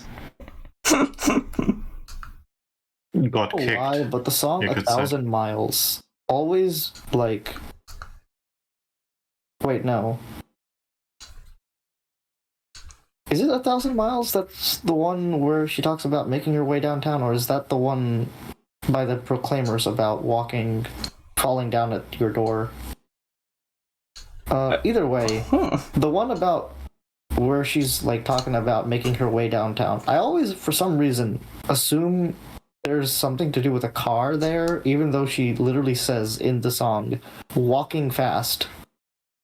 I mean, it could be an in-between state of walking. Maybe she's like Fred Flintstone and, like, walking and driving is the same for her. It's a Transformer song, obviously. Oh my god. Oh yeah, there we go. Everything is No. Everything's Transformers. Everything's a funny robot show reference. Everything is cool when you're an Autobot. Oh, Disguisers, robots that transform. Oh god. Robots with great thighs. It's really goofy because I'm pretty sure Disguisers is... At this point, I wouldn't be surprised if there was an off-brand company that called themselves Disguisers and just made, like, knockoffs. Well, I mean, there's already GoBots and, like, Transmorphers, so... Okay, so GoBots is actually now part of the Transformers banner because Hasbro bought Tonka. Oh. Yeah, so GoBots were the original transforming toys that came in before the Transformers, because back in the day, the Transformers were known as Diaclone, or under the banner of Diaclone, which was like a Japanese company that made mecha. So the Transformers were initially supposed to be mecha suits piloted by like human operatives. But then they just and it really shows in the early toy line because there are certain characters that look like that don't have heads but have seats for like characters that should be there. So it's very amusing to see them be like portrayed as actual characters when they have no head. Is that kind of like how Soundwave just has like just a weird monitor face? Assuming I got the right person. No, Soundwave's head is just the way that it is. Because that's Soundwave was part of a completely different toy line called Microchange, which is about like robots that turn into ordinary household appliances. That's why Soundwave turns into a tape recorder. Right, okay. But aside from that, when they brought the Transformers over to the US marketplace and called them Transformers, GoBots already existed. But then they, completely eclipsed GoBots entirely because they had a syndicated TV show and Optimus Prime was really cool. So then GoBots went out of business and got taken in by Hasbro, who turned it into a Transformer subsidiary. Hasbro buys everything, the movie. I'm pretty sure there was like a point in time where Disney considered buying Hasbro because of My Little Pony. Yeah, that tracks. I don't get how they can get away with owning so much and not be legally classified as a monopoly. Like, what is... Well, because the golden rule. If you pay off the right people. Yeah. Yes. You know what? No one's about picking up what I'm putting down. Yeah. If you quote unquote... Whoever has the gold makes the rules. How bad can it be? They're just doing what comes naturally. I don't want to live in this country. Oh, yes, baby Transformers Hot Rod. Does they that exist? Existed for... Well, it depends, because there have been... In the animated series, where Optimus Prime is not the leader of the Autobots, but a space bridge repair crew captain working on Earth in Detroit, there is evidence of a human being who isn't a human being, but a protoform, which is basically a baby Transformer that doesn't have like an alt mode yet and has to scan something. The protoform ended up being found by a human and decided I should scan the human to find out what I should turn into. And this is my human sona. It became a human, and thus Sorry Sumdac was born, quote unquote. This is my human So there's sona. just this giant human walking around? Oh no, the protoforms are about the size of human babies. Okay, okay. Actually, that would be way funnier. Just like, yep, I mean, Well, actually, just here's well, at least in that continuity, that single specific protoform was the size of a human child. Most of the time, Transformer protoforms are about the size of an actual Transformer. So I see. But if that kind... There was also a case in that very series where a character with the ability to download the powers of other Transformers tried to download the powers of giant spiders and ended up mutating into a spider lady. oh, What's wrong with the spider lady? What's wrong with her is that A, she turns into an organic creature and thus gets all the racism from her fellow Transformers. Oh, because yikes. in that continuity, the Transformers are Racist. Oh, they're hella racist, but like, the problem with that is like in that continuity, it's post-war sort of, and like Megatron is now running a guerrilla war against the current Autobot government, which is, because it's the government and Optimus Prime is not in charge, it's corrupt as fuck. But isn't he the good guy? Shouldn't he make it all good and nice? Who? Joking. Which one? Megatron or Optimus Prime?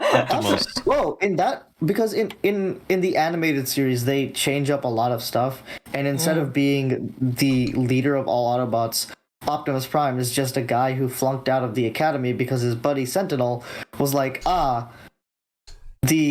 we lost a friend of ours to spiders in a random expedition that Sentinel made off the books. And because Sentinel didn't want to get kicked out of the academy, he basically threw Optimus under the bus and got him kicked out of the academy. Under the Bustlebot? Under the Bustlebot. Shut! Also, another thing that I didn't you were like... here in person so I could high five you. I'd high five your face with my hand. Ew. I'm so sorry, no one. But yeah, I used to hate animated because how dare they make Optimus not the leader of everybody. But then they made the show actually good, so I was like, never mind. It's actually peak, and Derek J. Wyatt maybe we should let Derek J. Wyatt cook. It's almost like he does this really well. All right. Well, I need to go visit some friends, so I'll have to hop off here. But it was good to see everyone. It was good to see you, or not see you on account of the snacks, but hear from you. Yes, see your little cartoon avatar faces. Teehee. Well, but yeah, take care. Thank you for hanging out. Oh yeah, well thanks for having me. We'll see you next time. Bye. And yes, Fresh is sneaking around in my chat. Good point.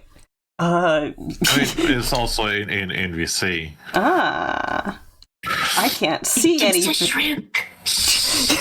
A singular shrimp that's looking very foolish. But yeah, no, you definitely don't have to live in this country to be beholden to Disney. I'm just mad that we're the ones that make the legislation that lets the companies get this big. Should not be happening. Mostly because most companies live in the US. Yeah. but they don't pay their taxes. No, of course not, because the money isn't in the US, it's in a bank way over there. Yeah. How did that happen? Wow. But what if instead...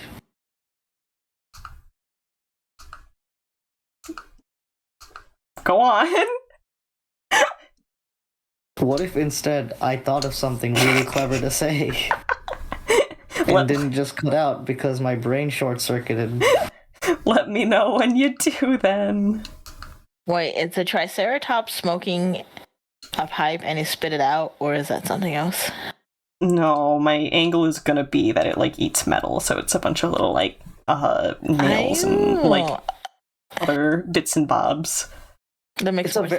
It's a very eloquent Triceratops that smokes cigars and eats metal. High iron diet. What was that sound? A cat? An angry cat. Cats seem like they're always angry. No, they're always needy though. Gotcha. Oh, you know what? It might be Fresh walking around. Maybe.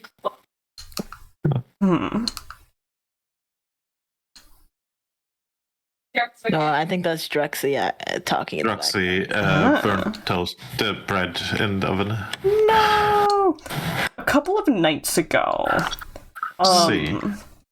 Rather, the story technically should start. I think this one morning, my mom woke up and found a mysterious pair of toast slices left in the toaster. Not burnt, but someone made toast and then forgot about it.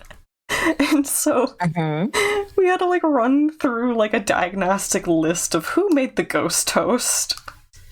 Who forgot the ghost toast? That reminds me of a bit from the ever amazing Rin Penrose, where she's talking to her mom, and they're like going on about how they're gonna play a game, and the winner gets a bag of fruit pastels, i.e., fruit snacks. Okay. And then she's like, and we're gonna not eat the blackcurrant ones because they're nasty.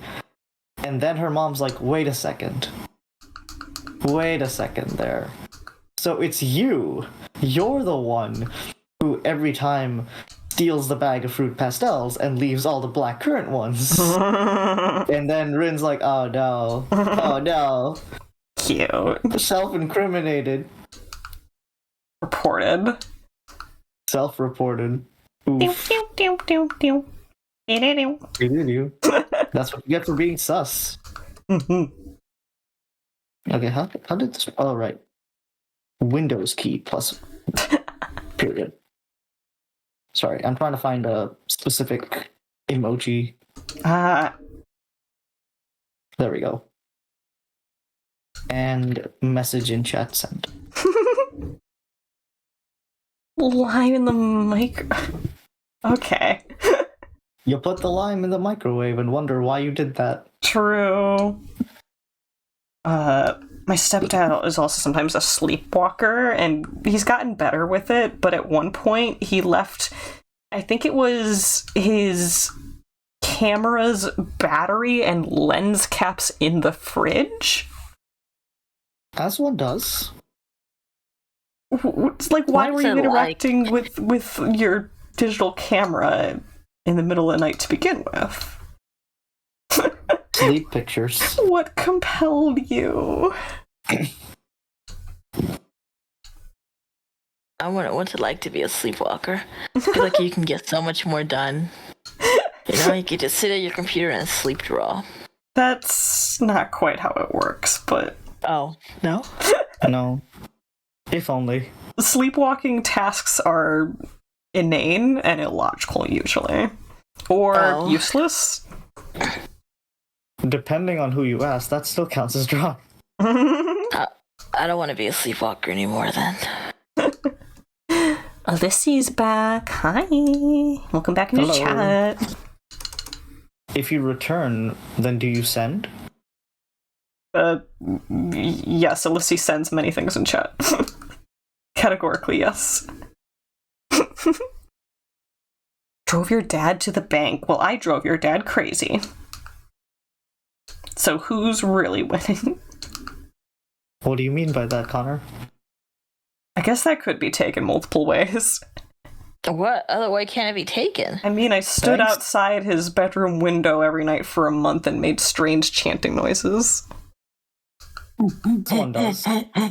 Ooga chaka. We just played the first bit of Hooked on a Feeling on loop. It was always right before the I, but like never there. It always cut off.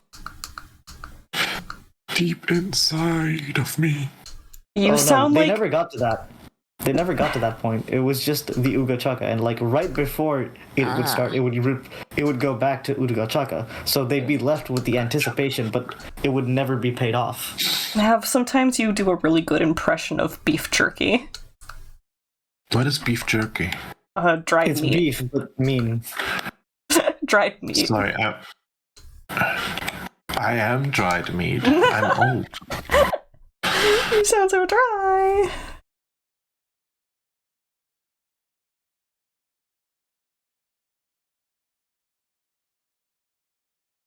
I just know.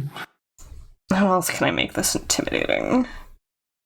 Oh, that's not a Triceratops. No. Why don't you guys leave me to believe? Because he's not trying hard enough. Well, I'm pretty sure I told you, Dada. It's a dragon that ate a Triceratops. It's just a creature. I was waiting for like, where's the third horn? When is Doodle? Aren't we all a creature? Oh, okay. If you believe. Have any of you played Life is Strange? I watched it. Same. I am in it. What? Life is strange. No. But the thing I have noticed about Life is Strange is that a lot of Telltale games I just can't deal with. Hey, I love Telltale games. I can fully see the appeal, but I just don't like that, like, in a lot of the Telltale games, especially like Life is Strange, there's always like a choice you can make, and the choice, everyone goes like, this choice has future repercussions. And I very much appreciate that it does, but at the same time, I wish the choices had a bit more immediate consequences and actually did what you wanted. Because there's like a choice in one of the games to shoot a guy who's been basically abusing your friend. And if you choose to drop the gun because your friend is basically like basically the worst, but like, and a constant liability, but you love them, so you can't let them die. But you can choose to shoot the guy who's been trying to abuse your friend and whose gun they stole. Or you could choose to give up the gun and not fire because you want to be a pacifist or whatever. Yeah. If you choose to be a pacifist, the guy calls you a little shit and takes the gun. If you choose to shoot him, as anyone with a brain would, the gun jams and he still calls you a loser and takes the gun. But now he's like slightly more mad at you. And I'm like, let me kill this man. You just get mad when there's fake outs. There's a lot of fake outs. A lot of the decision games, in quotation mark, have a lot of non-decisions. And on the one hand, I get choices. it. Well, yeah, because game limitations and it's also hard to write a spider web of a game. And a lot of people are just happy with a non-choice. Take, do you want this muesli or this muesli? In the end, it doesn't matter, but hey, you got a choice. True. And, like, I appreciate them for it, and I can definitely see the appeal, and, like, I am not trying to decry them as bad games, because they are very good games. It's just, I wanted to kill the guy. That one was personal. That one was personal, man. I wanted that guy to die. And a lot of, like, the endings are all... There's just, like, so many characters in those games where you want to, like, immolate them. But because of the nature of the game, they get to be jerks without consequence. Also, should rename the series to Life is Unfair. Life is Strange is almost always... and the thing about Life is Strange is every adult in those games is completely useless. Yeah. Like that, or like the teenagers who are in those games are idiots, and sometimes it's both, because it's like, my brother has like psychic powers. Maybe I should tell an adult, but I can't tell an adult because the moment my brother's psychic powers hit was when a cop shot my dad, and thus died from my brother's psychic powers. So, it's like, bro, the only way these stories continue is by everyone just making the worst decisions. Yeah. But maybe one day we'll get the secret third ending to the first Life is Strange game. How do you write a story when characters are constantly making the right decision, you know? True. Is it frustrating? Yes. Is there a different way to do it? Absolutely. But I think my favorite Life is Strange is the one where I would think lady goes to like a mining town. Ah, yes, the girl who can see emotions. Yeah, I think that one was the most interesting. There's one where you have the ability to rewind time, the one where you can see emotions, and the one where your brother can shoot laser beams from his eyes. Just kidding, he has like the power of the Force. And I swear to God, that one is the worst. Because, like, in the other two, you have some form of agency. But in the third one, in, like, Life is Strange 2, it is your agency-less brother who you are constantly trying to get out of trouble, who is the one with the powers. So it is never, like, have your brother do this thing, or, like, it is... Your brother has done this inconceivably stupid thing. Help. It feels like the same... Your brother's stupid. Do something about it. Yeah. It feels like the same age-old conundrum of, like, anytime you are, like, doing an escort mission with an NPC. It is... The entire game is one giant escort mission, and It's like, why? Why? I didn't even play that game. I just watched a friend of mine stream it, and I'm like, God damn it, man! I want this game to end. Sometimes. And it did, with your character getting shot and dying as they crossed the border. You got what you deserved. Sometimes. And, like, the brother. You're Mexican?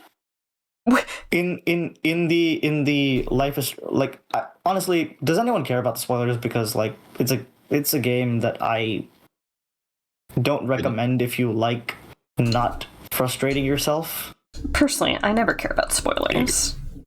Okay, if no one else does, one of the many endings is the ending we got was they tried to escape the border, right?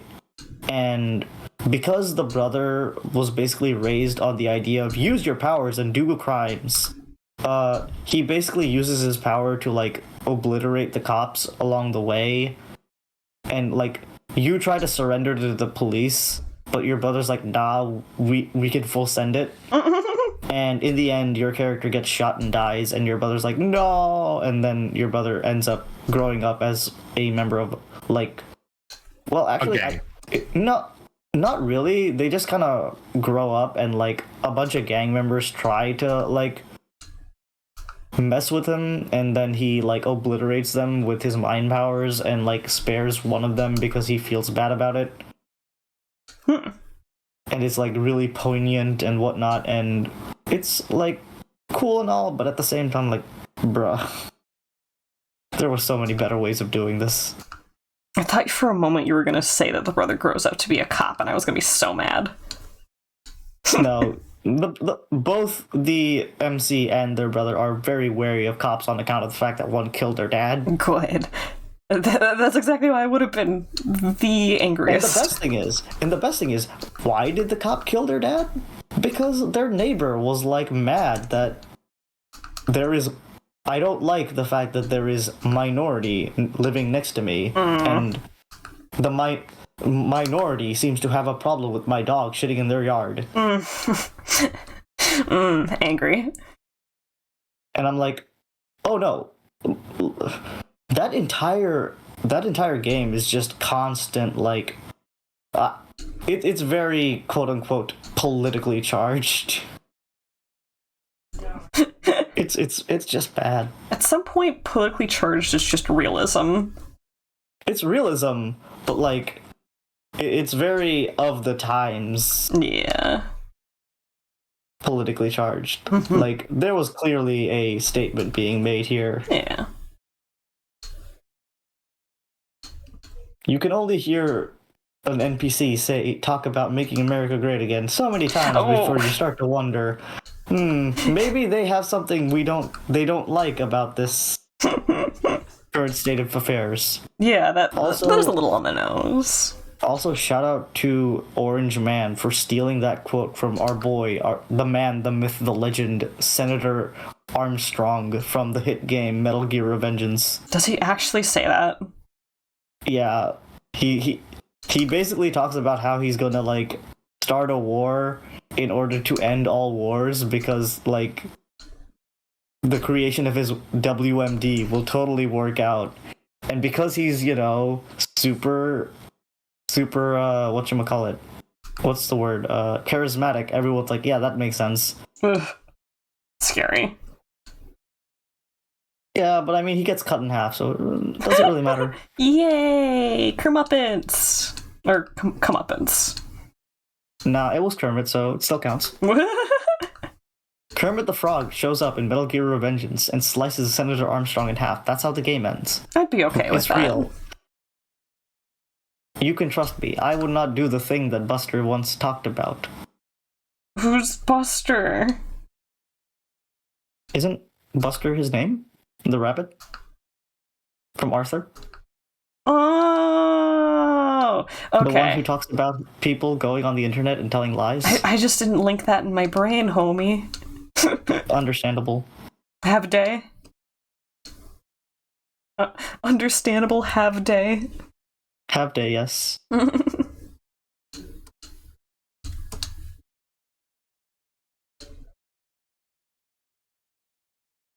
Man, that dragon must be getting hella good deals.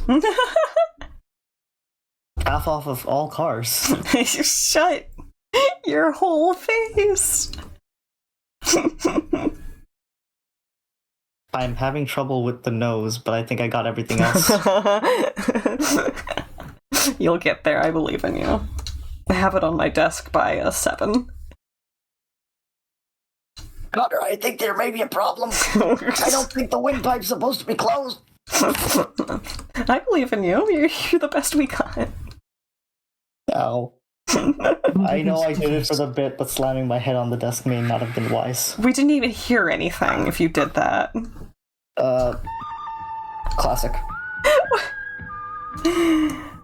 We're doing cowboy outfit now.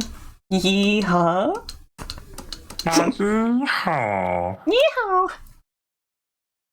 I'm gonna go grow some turnips. Oh, Hannah means family. What? That is a non sequitur, but I appreciate it. You know what else means family? No. Go on, finish My it. mom. Yep. My mom? Yep, that. The joke. Wow. Pointing. He said say the line, Bart. Say the line. You're an eye lady. So Fresh says they like the hat. Shush. You say that as if Anyone else would be opposed to Yeehaw. you're saying that as if I like scolded you for changing the outfit or something. Because that's how I interpret it. That on BRB. Mm-hmm.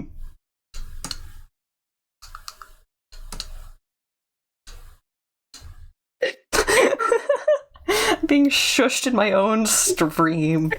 Good grief and alas.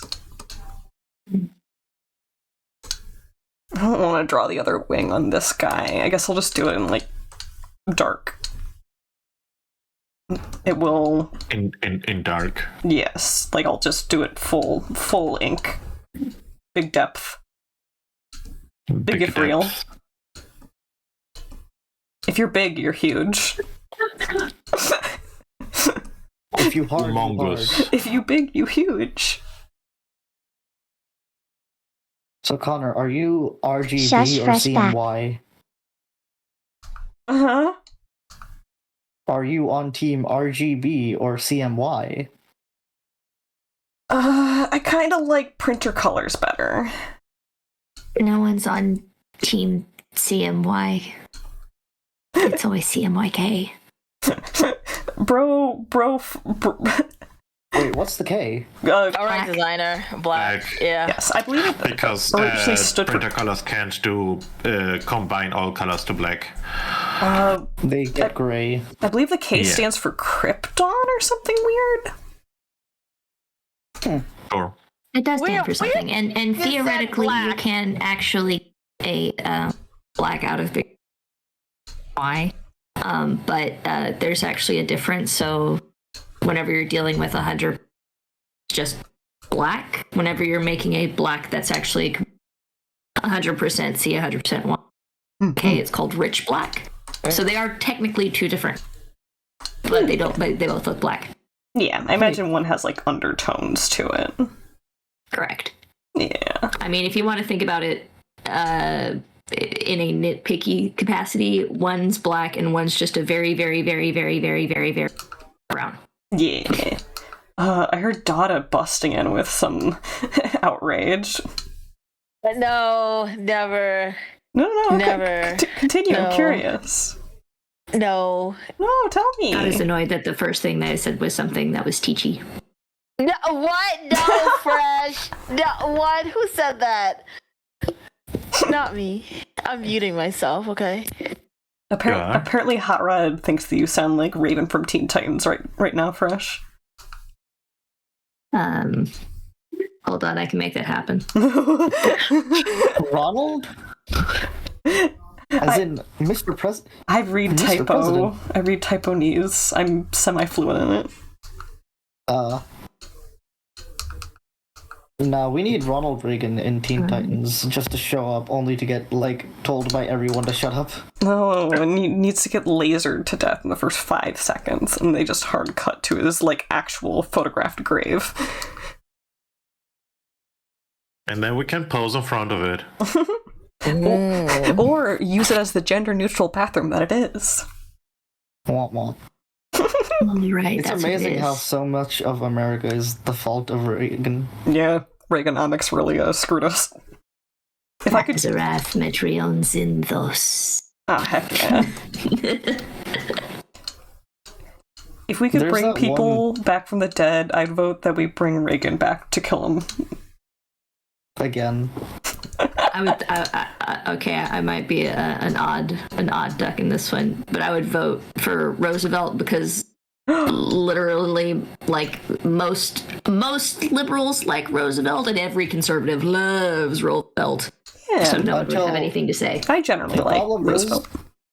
The problem is, you know damn well that, like, the moment he starts showing up, someone's gonna, he'll look at the current state of affairs, and then he'll have an idea for it. And the moment he doesn't fit the narrative that, like, either side had for him, he's gonna be hated again. I mean, that's every president, Yeah. One of the except for Lincoln.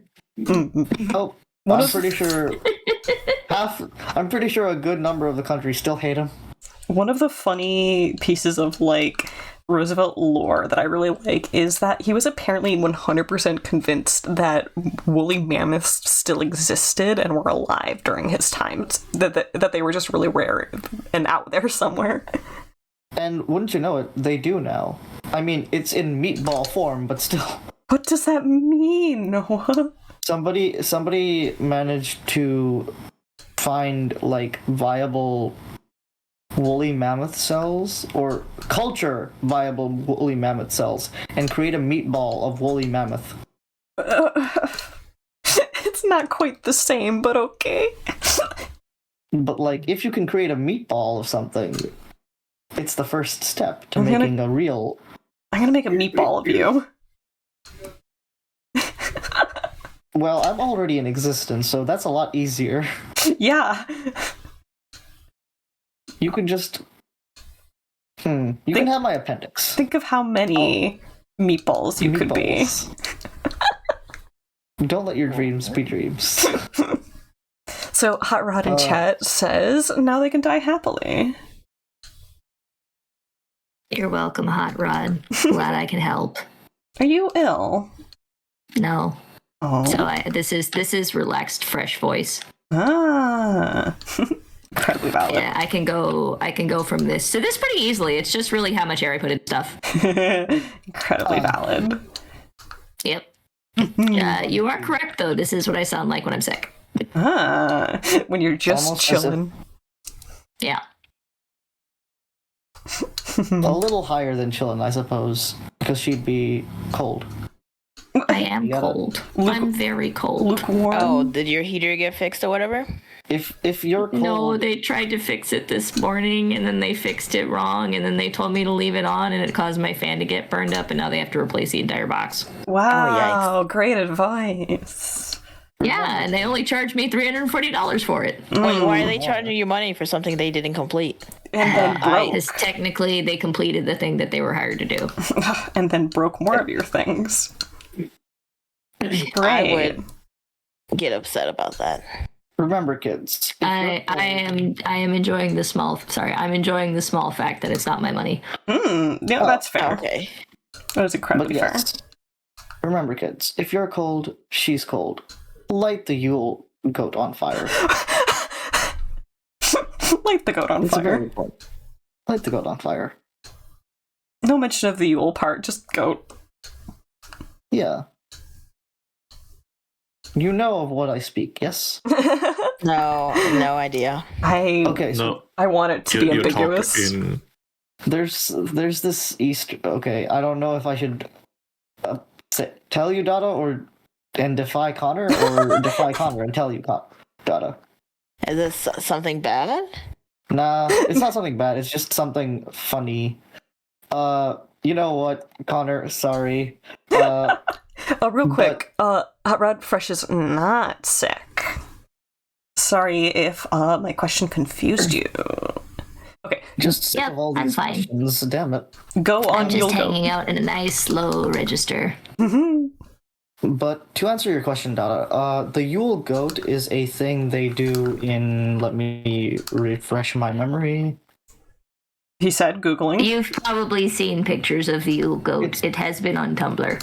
Yeah, it's a Scandinavian thing, and they basically make a giant goat out of straw to bring in like Christmas and like whatnot. But the yearly prank is basically we gotta light the Yule goat on fire. And the government really doesn't like people lighting the Yule goat on fire and makes it out of fireproof material, which people inadvertently find a way to burn anyway. And it's become something of like a folk tradition of like somebody's gotta try and light that shit on fire. Yeah, I've never seen it.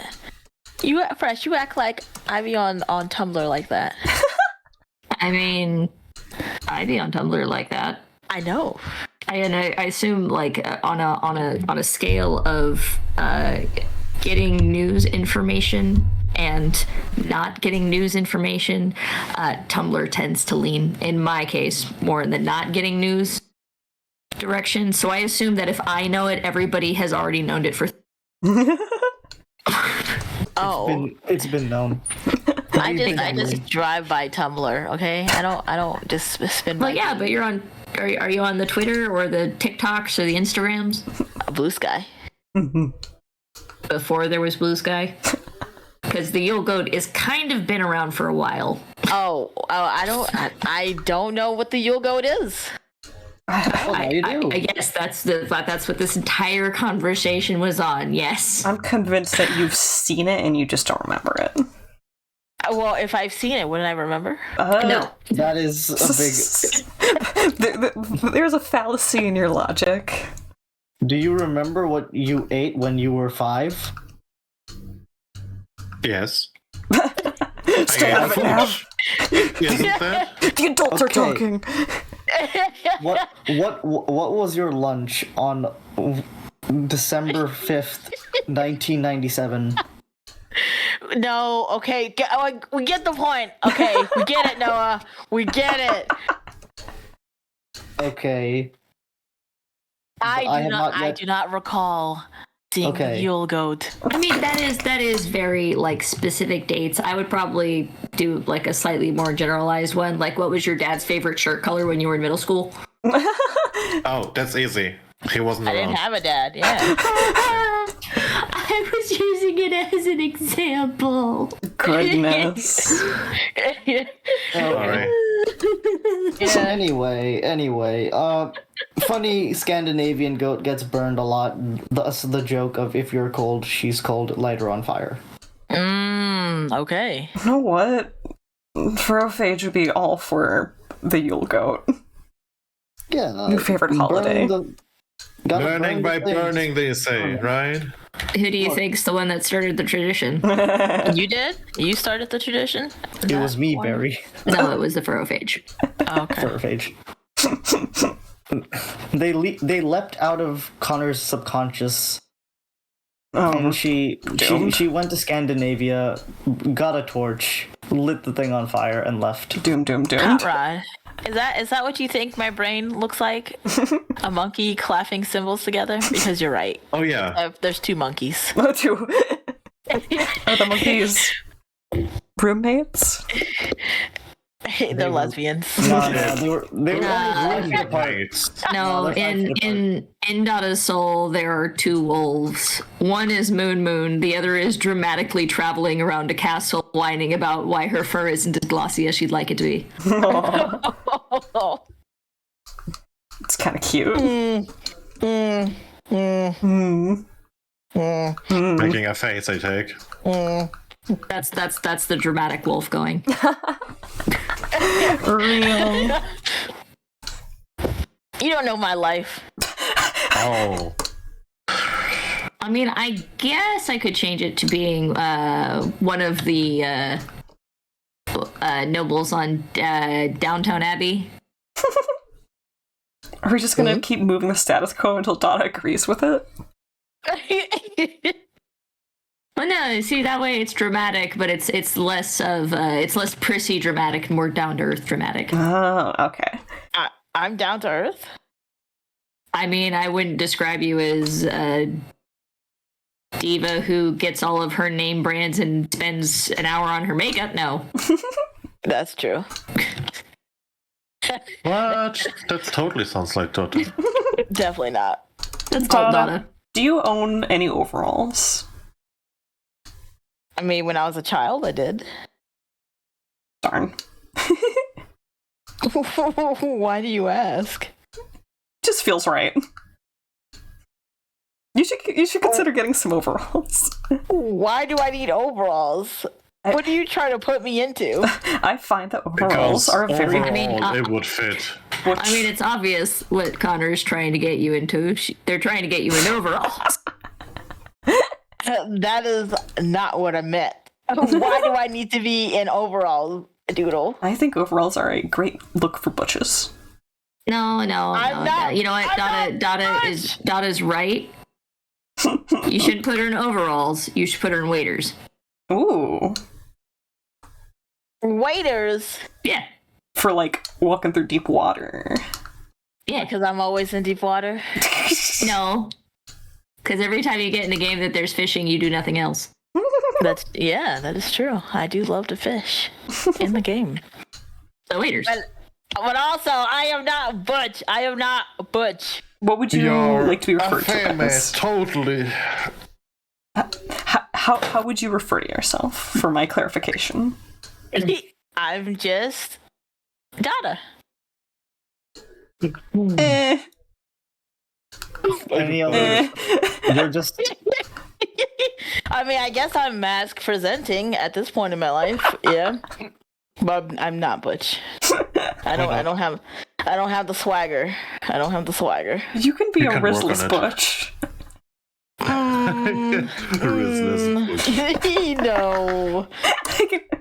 No. No, you can't. No. No, you don't want to. I mean, if that was my classification, there's nothing wrong with it. But that's Okay, not classifying my you. classification. What are you classifying me? Butch. So if Dada's classified now, does it mean we need like special permission, like special authorization to interact? Yes, that authorization is called "Does Dada want to hang out with you?" The answer is usually yes, but she has the right to reserve it at any point she chooses. She has the right to remain Do we silent. need like a key card for this, or Where are you going to be swiping this key card? Damn. in the air? Why have this key card? What is It's a even wireless key card. We tap it on like the funny like the square thing that people have. No, We like the what's it called? the The chip. place where you swipe your card. No, where you swipe your cards. I keep forgetting what the term is. The kiosk. The reader, yeah. Okay. We just go to the kiosk in front of Dada's house and like tap the card on, and it'll like. Are you trying to break into my home? It sounds like we're trying to give you money. It's not breaking in if we have the means to enter and we have the key. I'm changing the locks. Understandable. What if you change the locks into having no locks? What? No.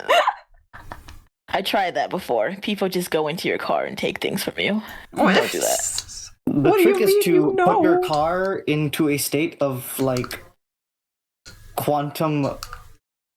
You just gotta access the power of like, you know, quantum mechanics and put your car into a quantum state where it is both there and not there, and only you can decide whether or not it's there. Let's just say I used to live in an area where you would rather them open your door than smash your window. Ah. Okay. Would you like to hear a terrible joke? Yes. What is the joke? A cop pulls over a man Yes. Mm-hmm. for speeding, and the man says, "Oh, I'm sorry, officer. I was just taking my my cat home." And the officer looks in the back of the car and doesn't see a cat. And he goes, "Well, where's the cat?" And the driver, who may or may not have been a scientist, said, "It may or may not be in the trunk." Oh. Ugh. So the cop goes over and opens the trunk and says, "Sir, this cat is dead." And the scientist says, "Well, yeah, it is now." Yikes. I get that joke. And whose There's fault also a is lot that? of drugs in there. What? Okay.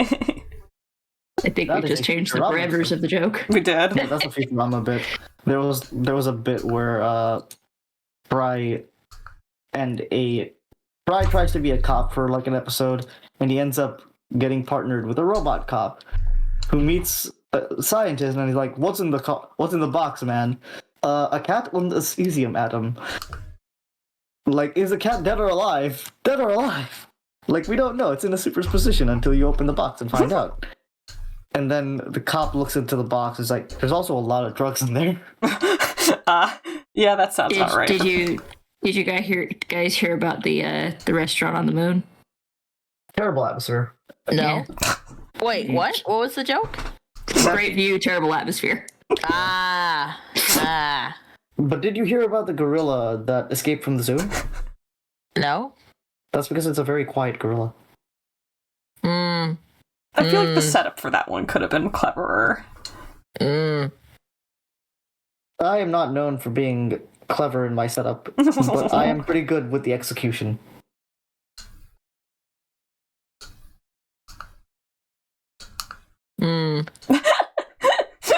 Dada sounds of injury. It's okay, Dada. I'm sometimes with you. I'm sometimes against you. I mean, you should Schrodinger's just- Connor. True. Well, Doodle, you're better than Dada is because she's always against herself. I've seen it. Dada therapy hour, okay? Goodbye, everyone. I will remember you all in therapy. Aww. I'm always Dada, against myself because I'm always with everyone else. I'm with you guys, you know? Dada, Rallying in your corner. I'm glad I Yes, met you. Oh, We're all glad we met you, Dada. why? What? Because Why you're an wouldn't we absolute be? delight. You're hilarious, and we love being around you. Yeah. I mean, thank you. You're welcome. Thank you for not making me resort to threat compliments. You're welcome. I mean, if you want to use threat compliments, we're not saying no. That's not my kink. Wait. Look, man, whatever floats your boat or sinks your submarine. I'm telling you what doesn't sink it. Well, then we won't use the threat compliments, I guess. I mean, we still could. True. In fact, if anything, it's more socially acceptable to do so when you know that they don't like it. At least I think so. Hot Rod says, "Love you, Dada." Thank you. I appreciate your affection. As one should, question mark. And it doesn't sound forced at all. Ignore Real. the gun to your head. What do you guys want me to say? We just want you to react, and you serve. You serve.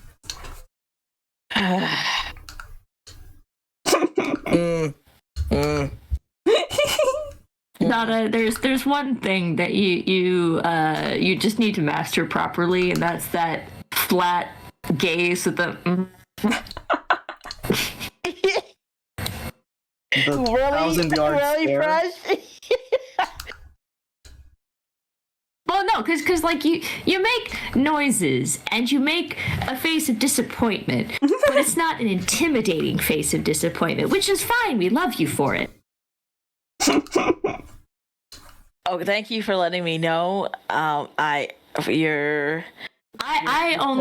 can only say that honestly because I have been the victim of such a look.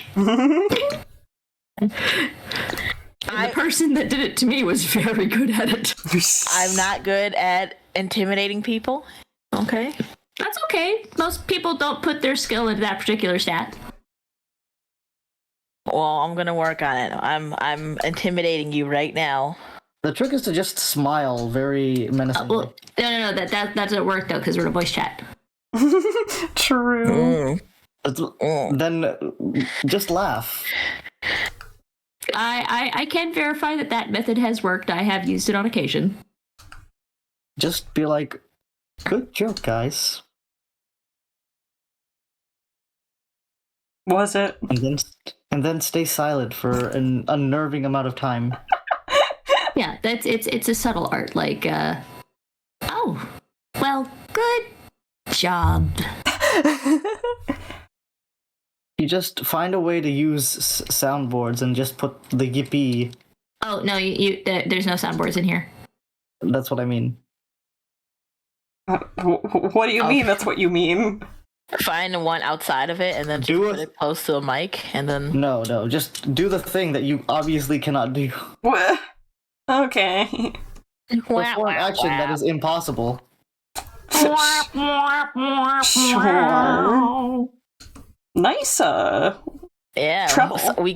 We do have a soundboard. There we go. Fresh soundboard. Yeah. A fresh board. Fresh board. Why do I feel like I'm suddenly made of cheese? I was literally about to say if it's anything. Do you have those thinly sliced meats? I was literally You about mean to charcuterie? say if it's anything like a charcuterie, I want to. I mean, I do have thinly sliced meat, but it kind of hurts, and I don't really want to give it to anybody. No. Oh. Sorry, now I'm just imagining slicing away at your skin. No. I don't like that.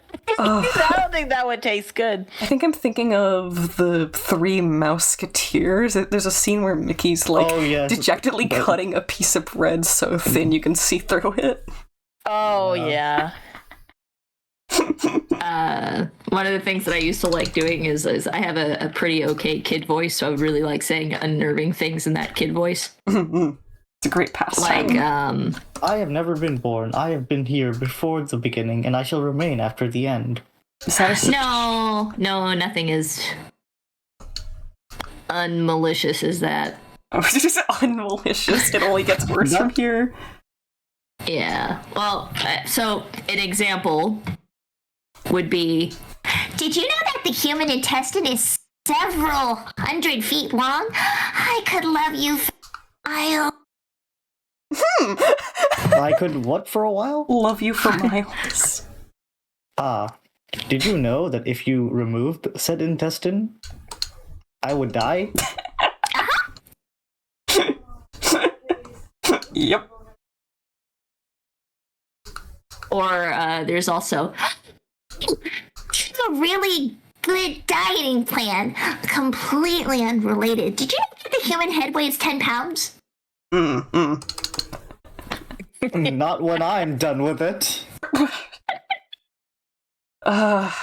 There's that one stop motion series with Barbies that's been going on super long on YouTube, and one of the characters loses an arm, and she's like, "Yeah, I lost 25 pounds. He's like, oh my god, what's your secret? She's like, I lost an arm?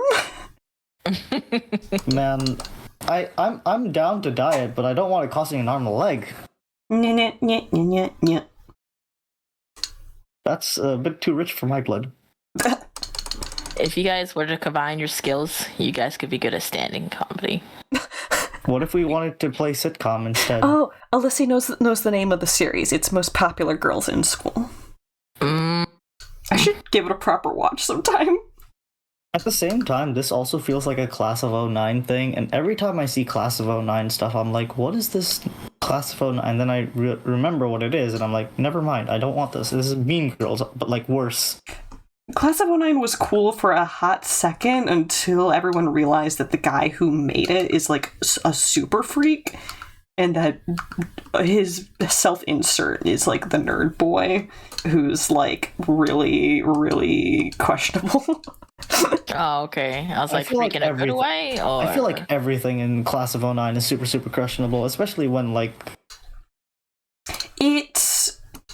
Okay, people were consuming it under a lot, well, not everyone, but a lot of people were consuming it under the pretense that it was A, irony, or B, commentary of when society was acceptably that, like, rough. Awful. Yes, but it is increasingly clear that the creator is, like, full send, like, a freak who is, like, down for most of it. And it's like, oh...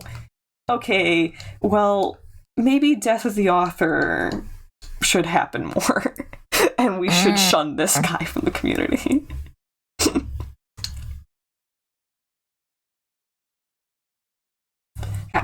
That sounds fun. He made a sequel that was basically just designed to push away the demographic that was enjoying his series because it wasn't the demographic that he liked. He realized that a bunch of like more left-leaning people and queer people were down for it, and so he just made all of those aspects in the sequel worse. Just like, okay, you're literally being hostile. I can't believe he owned the libs with making things awful, just like everyone else. Everyone hated the sequel, and he successfully drove everyone away. The end.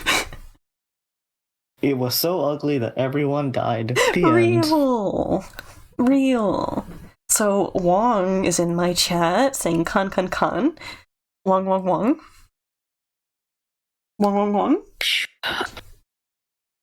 All right, friends, I am leaving you. No, take care. Have a good one. Come back. What? No. I haven't left yet. Begging is never a good look. /J. I like it when people beg, though. Oh, okay, leave faster. Dada admits to being a feudalist, I guess. What would be the what? No, I don't think that's the right term. Hold on. What? Marie Antoinette styled. She enjoys it when people beg. I'm not familiar with this, but go up, I guess. I need to know what word you're looking for. My logic isn't working. Fresh, could you help? Oh wait, no, you're also out. Sorry, Fresh out. Exactly. The joke was that she enjoys seeing people beg, thus economically speaking. Dada's just into the capitalism. Oh. Your logic astounds me. I'll give you a B- for effort. Yeah, honestly, I don't know where I was going with this. Goodness. Okay. Don't worry about it. There was no plan. There was no. Do I really look like a guy with a plan? I can hope I for don't you. like people begging, okay? I don't like people begging. I need to make that clear. I do not like people begging. Except in the other form of way.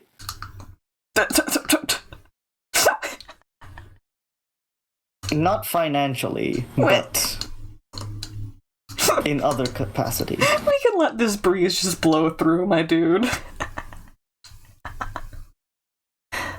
Wong said, the stronger a con gets, the more cons they get in their name.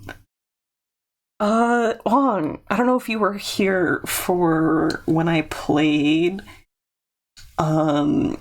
Great God Grove, but one of the gimmicks with one of the groups of characters in the games was that when they join this group called the Busy Boys, they get stripped of all the letters of their name except for the first one, and then they have to earn a name. Where, like, each time they, like, do a task, they might get rewarded with a new letter in their name. That's what this feels like. Church of the... Oh no, I just gave Wong new ideas for their fantasy world. You're kind of right, though.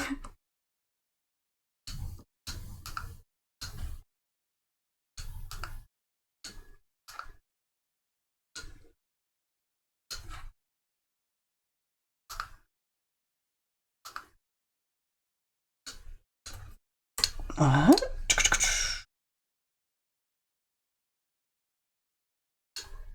feel like I need more zippy lines.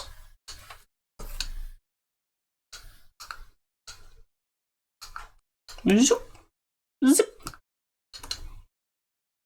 Zip, zap, zap. Zoop. Swamp.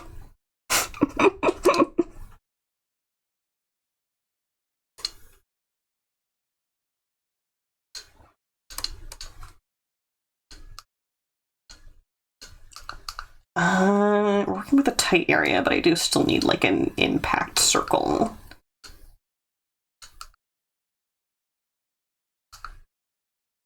That will definitely help sell some contact with the floor, I think. Thunk! I have heard a very terrible joke. Would you like to hear it? Sure.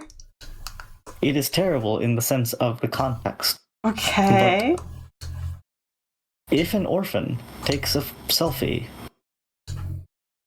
it counts as a family photo. Yeah, no, that's a pretty good one. Well, okay, orphans can be orphaned with siblings, though, so not always. Not I always. have spawned. Hi. Hello. And this is where we meet Wong, who is also underneath all the shrimp. Yeah, I know chat will have a ride if I clear everything, so this is just the state of things for us to stream. We're all we see is food. Making love like crustaceans, venting out our frustrations. I have... What? Is that from, like, a song? Yeah, it's almost a song. Let's keep it at almost.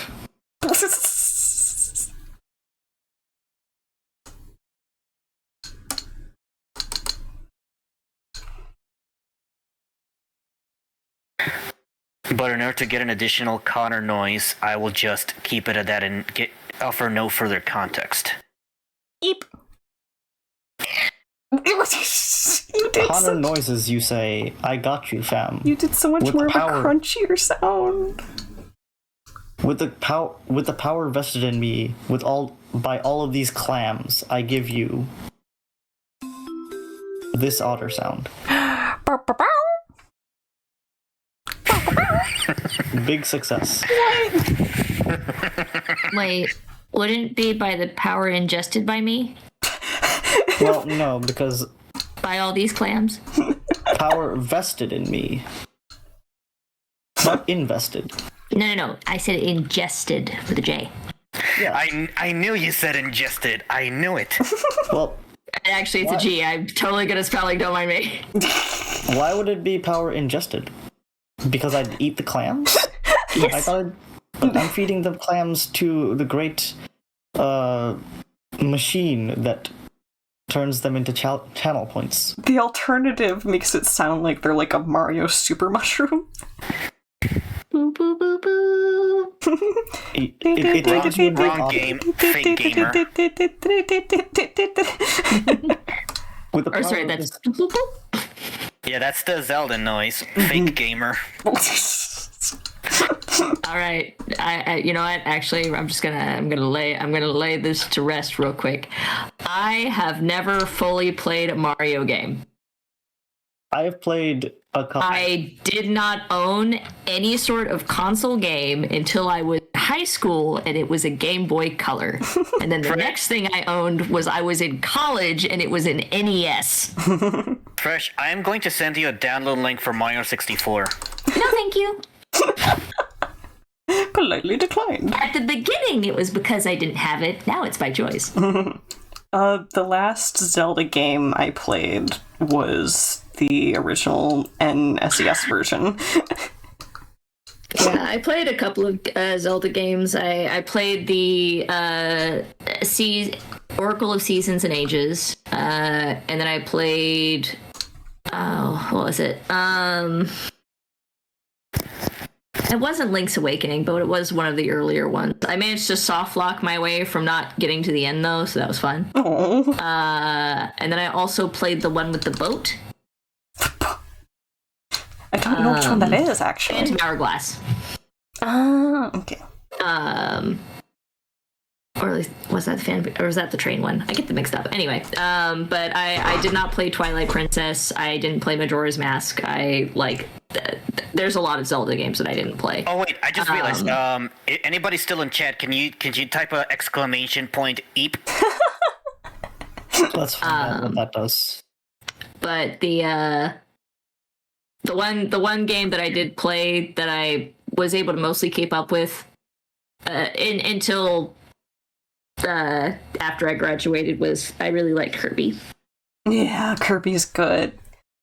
I'm trying to remember Kirby if is I wonderful. removed the eep or if my stuff's still broken, which I've been troubleshooting. So I'm gonna mute the VC for Poyo because it's a little loud. Pollo! Wow! Pollo! Tee. Wait, do we have a Poyo going on right now? Yeah, but sometimes it's a little loud, so I'll mute in Discord for it and just do it to stream. Oh, so I'm not on Twitch anymore. I can't believe I missed out.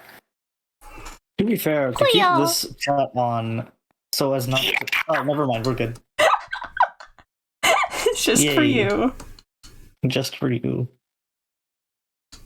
Connor vocalizations. Ah, yes. Easily Auditory amused. serotonin. Easily amused.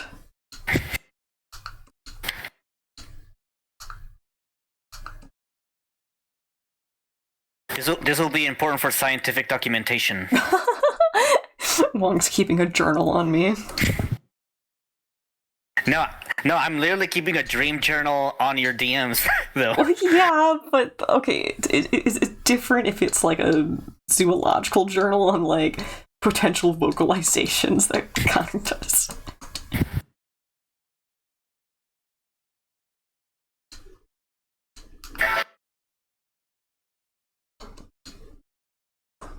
Okay, Hold on, somebody's calling my phone. Hold on. ringtone jump scare. Okay, drawing these dudes tangled up is gonna be a little bit of a puzzle to get it to be appealing.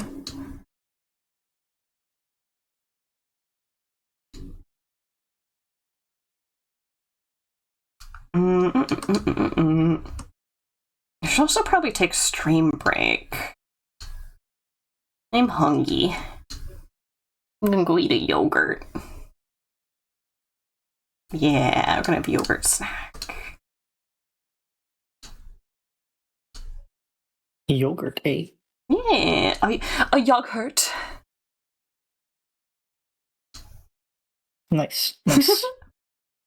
Do you prefer flavored or like regular yogurt? Okay, when you say regular, are you talking vanilla or Greek? Because people treat vanilla as if it's unflavored, which is incorrect. Then Greek, yes. Vanilla. Oh. Neat. I need a That's little valid. bit of sweet. That's valid. Yeah. I have come to realize that, like, a strong vanilla flavor is something that I do not care for, but, like, where it's, like, just the hint of vanilla, it tastes really good. Mm-hmm. And Also, I'm beginning to think that I don't like vanilla at all, and I just like the taste of sugar. real. It's a possibility. Also, you made Hot Rod sad because you stole the Pollo. Look at what you've done. Gotta be. I turned into that one fisherman from that one like insurance commercial, where he's like putting the single dollar bill on the fishing line and just go. Gotta be quicker than that. Goodness. Okay, yes, I have decided I am going to take my break. I'll clip it for you, Hot Rod. Aww. Provided you know Twitch doesn't like immediately kill both your stream and the like The VOD. clipping. Yeah, for some reason, like anytime I try to clip someone on Twitch, it causes the entire like screen to like spaz out, the clip page to crash, and the stream to crash on my end. And I'm like, why does it do that? Sometimes Twitch is just a bad website. Man, well, enjoy your break. Yeah. I'm going to enjoy some Nutella. Mm-hmm. And this time I think I'm gonna deafen and people can just chill. Mm-hmm. Okay, y'all know what's good. I'm gonna go take care of my body. I'm gonna do a stretch. I'm gonna take care of things I need to take care of. Please take care of yourself. And perhaps I will see you back here shortly. Be good now.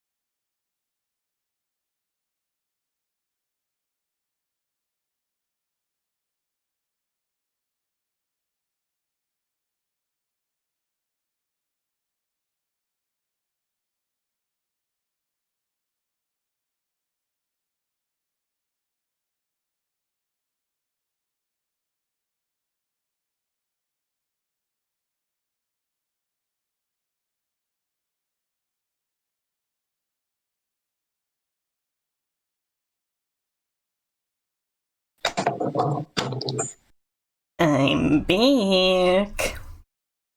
Welcome back. We are front. Thank you for having every angle. Welcomes your back, but unwelcomes your front. Just cut me in half, and it'll be I'm a good middle ground. quietly crying. I'm watching a people who shouldn't own cars vehicle or movie thing, and one lady is like, "I need to put air in my tire," and he goes, "How much air?" And she goes, "I don't know. I know the front one's flat." And he goes, "Did you want to get out of your car? Look at it." She goes, No, I just know that the front one is flat." And then the camera pans over, and the entire tire is gone.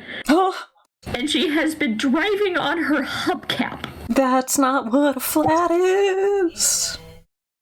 I think sometimes you have to drive on the, like, okay, well, actually, No, it's not. It doesn't. It's not Mile a flat per tire. hour. There's no tire. MPPH. yeah. The gas. Okay, I got me a breathing hole. How y'all funny fellas I was doing gonna say here? sometimes you have to drive on the cap, but even then, you still leave the rubber on. You still leave as much as you can on, so it sustains as least amount of damage as possible. But like, how do you get to the point where the cap is naked and then you Oh, drive? it's worse than that. She's clearly been driving on it for a while. No. Even I know that's bad.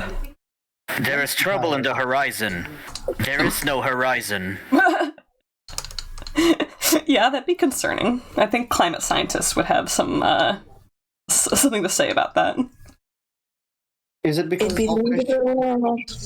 Oh, hi. Hello. Hey, how you doing? Okay. Good. Oh my. Yeah? No, I saw what Fresh posted. The hubcap. It's so bad. It's so bad. I gotta Who make died? sure that it doesn't look like he is kicking him in his gears. His gears and shaft. Oh no. Make sure he's not kicking him in his shift stick. It's the lady who's trying to wash her windshield with gasoline. Oh no! How do you? What? How do you? How? How do these people end up with licenses in the first place? You have to pass a they quiz. They had licenses back in ye old days where it was just, can you turn the car on? No. But hey, on the bright side, if they can get a license, so can you. That makes me worried. Yippee! The trick is to hit every cone because each of them is worth more points. Sometimes when people tell me they're It's gonna turn like, her car on. It's gonna set on fire. sometimes when people tell me they're about to drive home, I'm like, get lots of points. That reminds me of that It will one barrel scene where Mario and Luigi end up in Vice City. And it's a joke of like, what if Mario was in GTA and as a result Mario gets shot at and Luigi decides we should get you mushrooms because they heal you. And they go to get mushrooms. Mario gets absolutely high as fuck. And he starts tripping like crazy, and he immediately starts seeing the people, i.e. pedestrians, as giant coins. Oh no. And he starts obtaining said coins. No.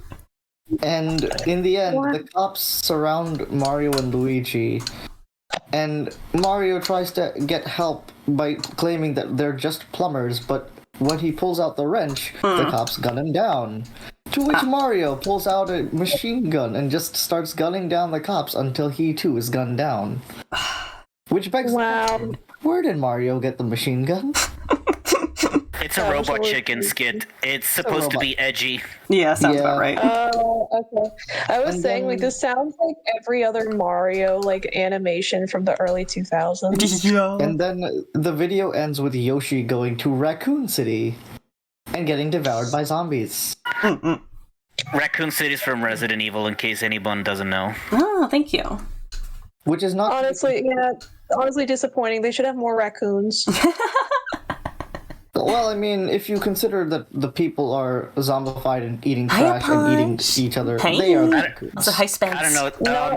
The concept of the name Raccoon City makes me think that according to Japanese people, Americans will name their cities anything. So there's like, yeah, the Americans would certainly name their city Raccoon City. Listen, we have like Lavender Town, so look. I am here in Michigan where we have a Hell Michigan, a Gay Michigan, and some people don't think that Kalamazoo is a real place, but we have it. Neat. I didn't even know that was a thing until you told me. Oh yeah, Kind of like the word butch. That word did not exist until you brought it up. Expanding your vocabulary. Nobody has ever said that word until you've invented it, Connor. Goodness. What do you mean? Yeah, you never heard of Butch Hartman? He not exist?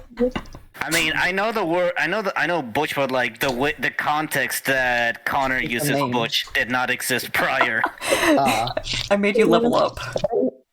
I feel so sorry for you. I guess I have leveled up in linguistics. I gotta figure out what the heck I'm doing with this guy's legs. The thing is, well, I wasn't here for the context.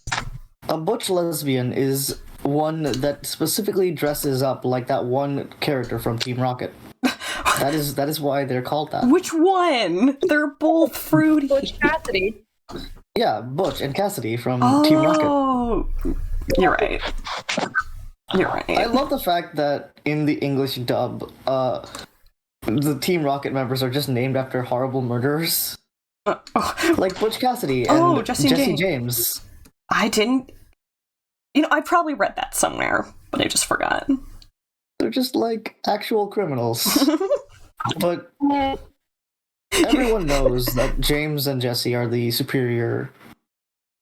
James is technically the best Pokemon trainer in Pokemon, the anime, because all of his Pokemon never fight him to be his Pokemon. They simply say, I want to stay with you, and he just adopts them. Except for Victory Bell. Except for Victory Bell. So, like, if the Team Rocket grunts are named after murderers, does that mean it's acceptable to have a Team Rocket Sona named like like Dahmer? Dahmer, yes. Yeah, totally. Horrifying. Chat. The best thing is, real quick, chat says, I love Jesse James. Love a very bisexual straight couple. Exactly. It's really sad that James died in the snow, though. It's really sad. What? Yeah, as a child, he died in the snow after trying to leave his abusive family, and like everyone mourned him for a bit, and then before Misty realized, like, wait a minute, how are you alive if you died in the snow over there? It's so bad. Deliver the punchline. James's backstory has him like die in the snow, except he didn't die, he just passed out and was saved by a Pokemon. But he doesn't remember that because he was in fact a child. So the last thing he remembers is dying in the snow. Because he tried to run away from home and couldn't make it that far. Also, a posh cat. I also have an OC named after Jack the Ripper. Oh yeah.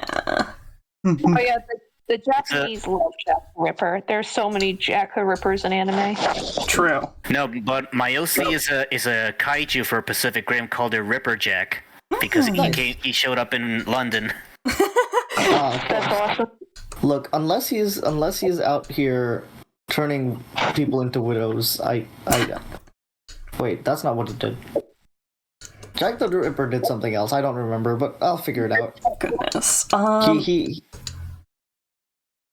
Early into Soul Eater, they would name a number of the characters after, like, known murderers of history, but they kind of, like, pittered out on doing that, and that always made me a little sad that they didn't keep that theme up. It was cool. I mean, they're eventually gonna run out of murderers, no? Not if you make more. You can help by expanding this list. I need you to know that I was only slow on the uptake because I'm drinking tea.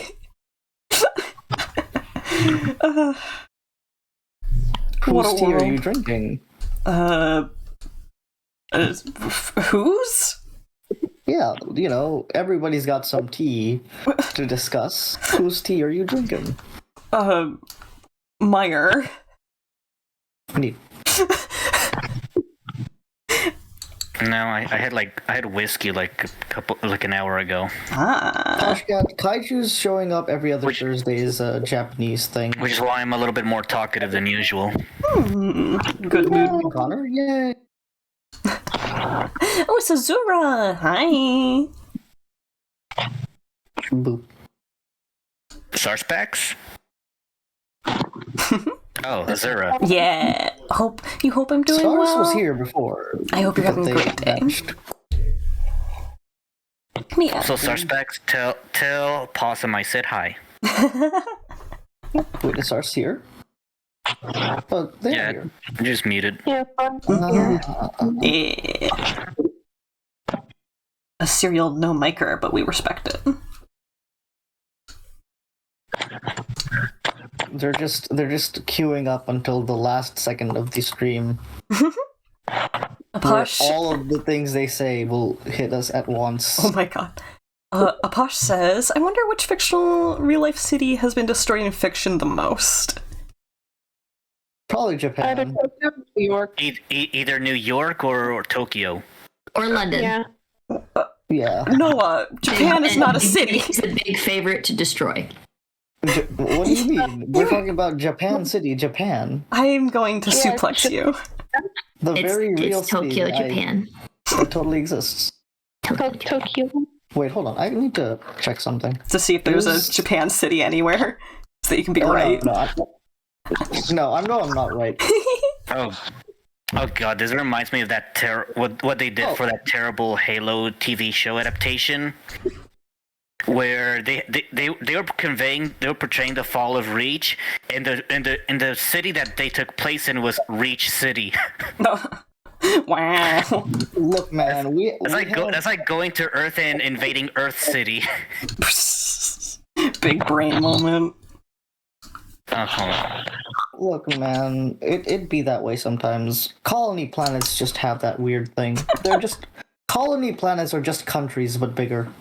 Zura said they're gonna lurk. Absolutely. Please take care of yourself. I hope your dinner is fantastic. But yes, I wanted to look up if Shibuya was in Tokyo because the Shibuya incident. Shibuya is a section of Tokyo, yeah. It's a ward of Tokyo, yeah. Yes. It's that one place where the King of Curses turned an entire couple city blocks into a charred crater. I know it from Princess Jellyfish. Yes, apparently Shibuya is like a very posh place. Oh yeah, it's like a shopping center. Yep.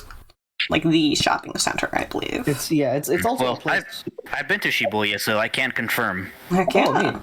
Oh, were you there when Ramen Sagandis turned the entire city block into an ashen, crater? No, because Japan is not anime land. No. Okay. Wong totally did, and they died, and they got isekai'd into a slightly different reality. Damn. Is that why Sonic games are so good in this timeline now? That's the trade-off. Oh god, they mastered Sonic. They mastered Sonic. That's the trade-off. Anime is no longer real, but now Sonic is really good. Oh no. What if you could have no games, but games? But no games. Yeah, but where's the timeline where Halo is good in this decade? Because it's not good right now. Yeah, it fell off. Maybe that's the one you came from, and that's why your expectations are higher. Also, the funny thing about the Shibuya incident, a particular character in JJK, because JJK did a lot of using real life locations, there was two interesting bits. One was a KFC in the district where two of the major the protagonist and antagonists who were best friends and broke up and caused most of the problems in the current timeline. Where they broke up, was in front of a KFC. So the KFC of that location was like, yeah, it was pretty rough seeing that break up from where we were. And additionally, there is a bit where one of the characters dies in a subway station. And in that location of the subway station in real life, people made an entire... They put a shrine to him. Wow. That's really cute. And, like, they placed offerings and whatnot because the guy just perished, and it is now occurring to me that I'm pretty sure that guy died younger than I was. Oh, yeah. And, I mean, the guy, he looked like he was in his 40s. But, like, officially he was in his 20s. And it's very, like, weird for me, because the guy looked so old and dead inside. I mean, if it's a competition... I'm gonna get my hustle on. Connor, you don't look that old. You haven't seen me. You haven't seen me. Oh, but I have. That one time. No! I have seen your face. It's uncanonized. I can put your name in the death note. Oh, horrifying. Apash says, in anime, people either look 20 years younger or 20 years older than they actually are. That means a 20-year-old might be 40 or a fetus. Yeah. Bro, I've stopped trying to... Yeah, I can't. It's true because, like, in Sailor Moon, every season as it goes on, Sailor Moon's legs just get longer and longer. And she just stops looking like a full 14-year-old. You know why that is, though? Yeah. There is an artistic reason for that, and not like they chose it for XYZ, but like something that caused this. It is because the author of Sailor Moon is also a fashion designer, and it is very typical for fashion designers to draw very long-legged models. Isn't it kind of like a JoJo as well? I think they also do that. Even though I don't really watch JoJo that much. I don't think it's JoJo. Yeah. But fun fact. Yeah, it's because the author is inspired by fashion magazines. Yes. Yep. And for some reason, fashion is all about the longest legs possible. It's weird. I don't get it. And the coup de crayon. Having long legs and constantly pose. Pose? It's like an otter install. Yeah, exactly, a posh cat. Doodle is, in fact, a literal otter. I have seen their face. I can testify. Just a little squeaker. They were behind the whole, like, enclosure thing, and they had, like, the hand that you could pet. Charging money for a handshake. You could hand me a piece of shrimp, and I'd sit there and... That reminds me of, like, the octopus that they get people... Yes! That can take pictures of you. Aww.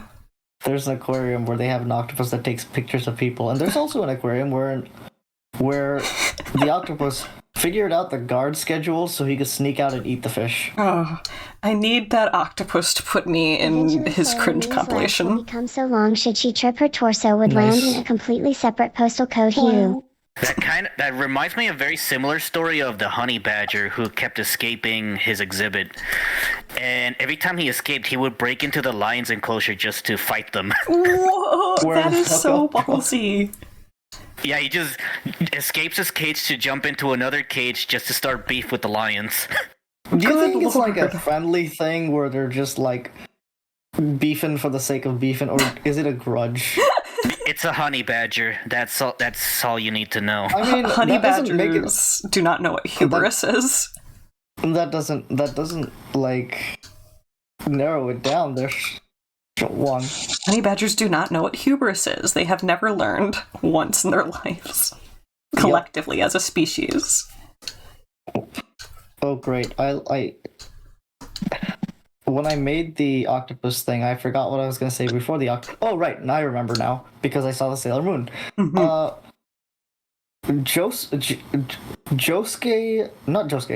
What's his name? Jotaro Kujo and Honey from, Boron High School are both the same age and combat ability. I need to put them I'd side say by Joe's side. better than Honey, to be honest. Honey is very much strong, but like without his stand, I'm pretty sure Toro Kujo and Honey would like probably be equally matched in fighting capacity. But Honey's the moment you bring in Honey's written to be like a martial arts savant, yeah? yeah.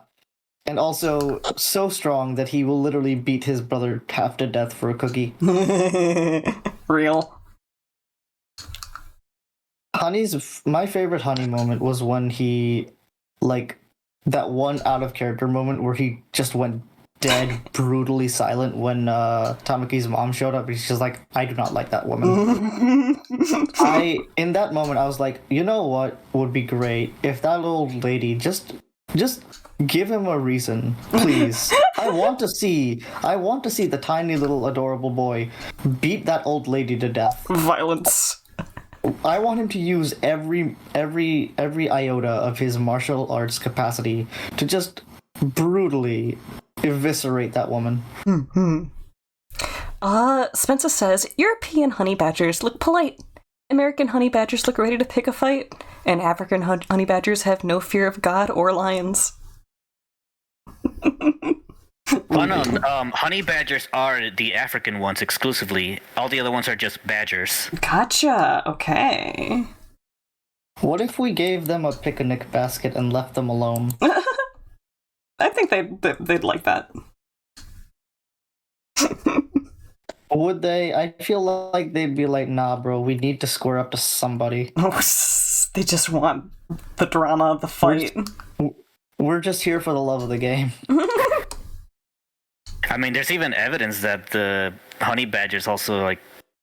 There was this other video of a honey badger 3v1ing some leopards. Wow.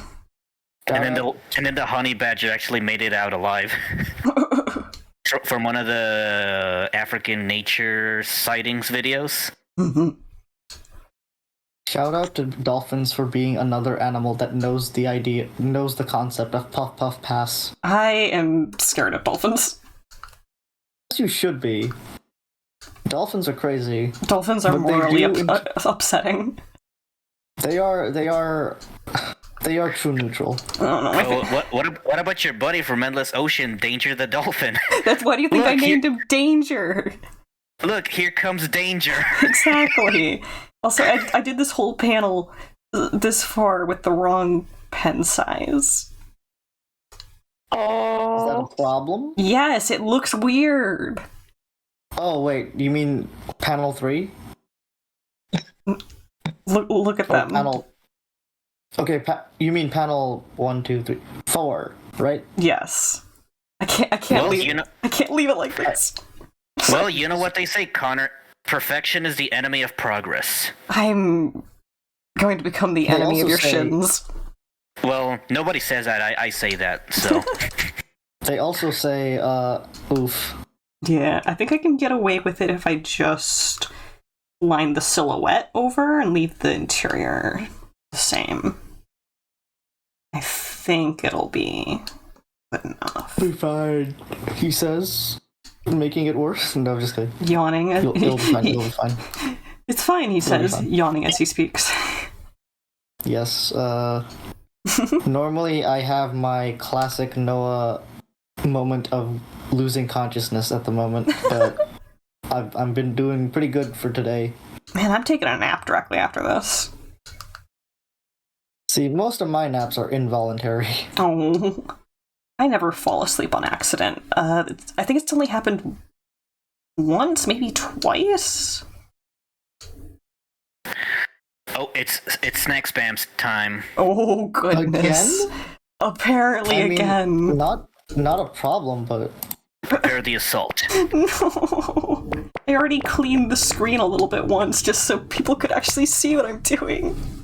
Look, man, no one has seen us all day. It's fine.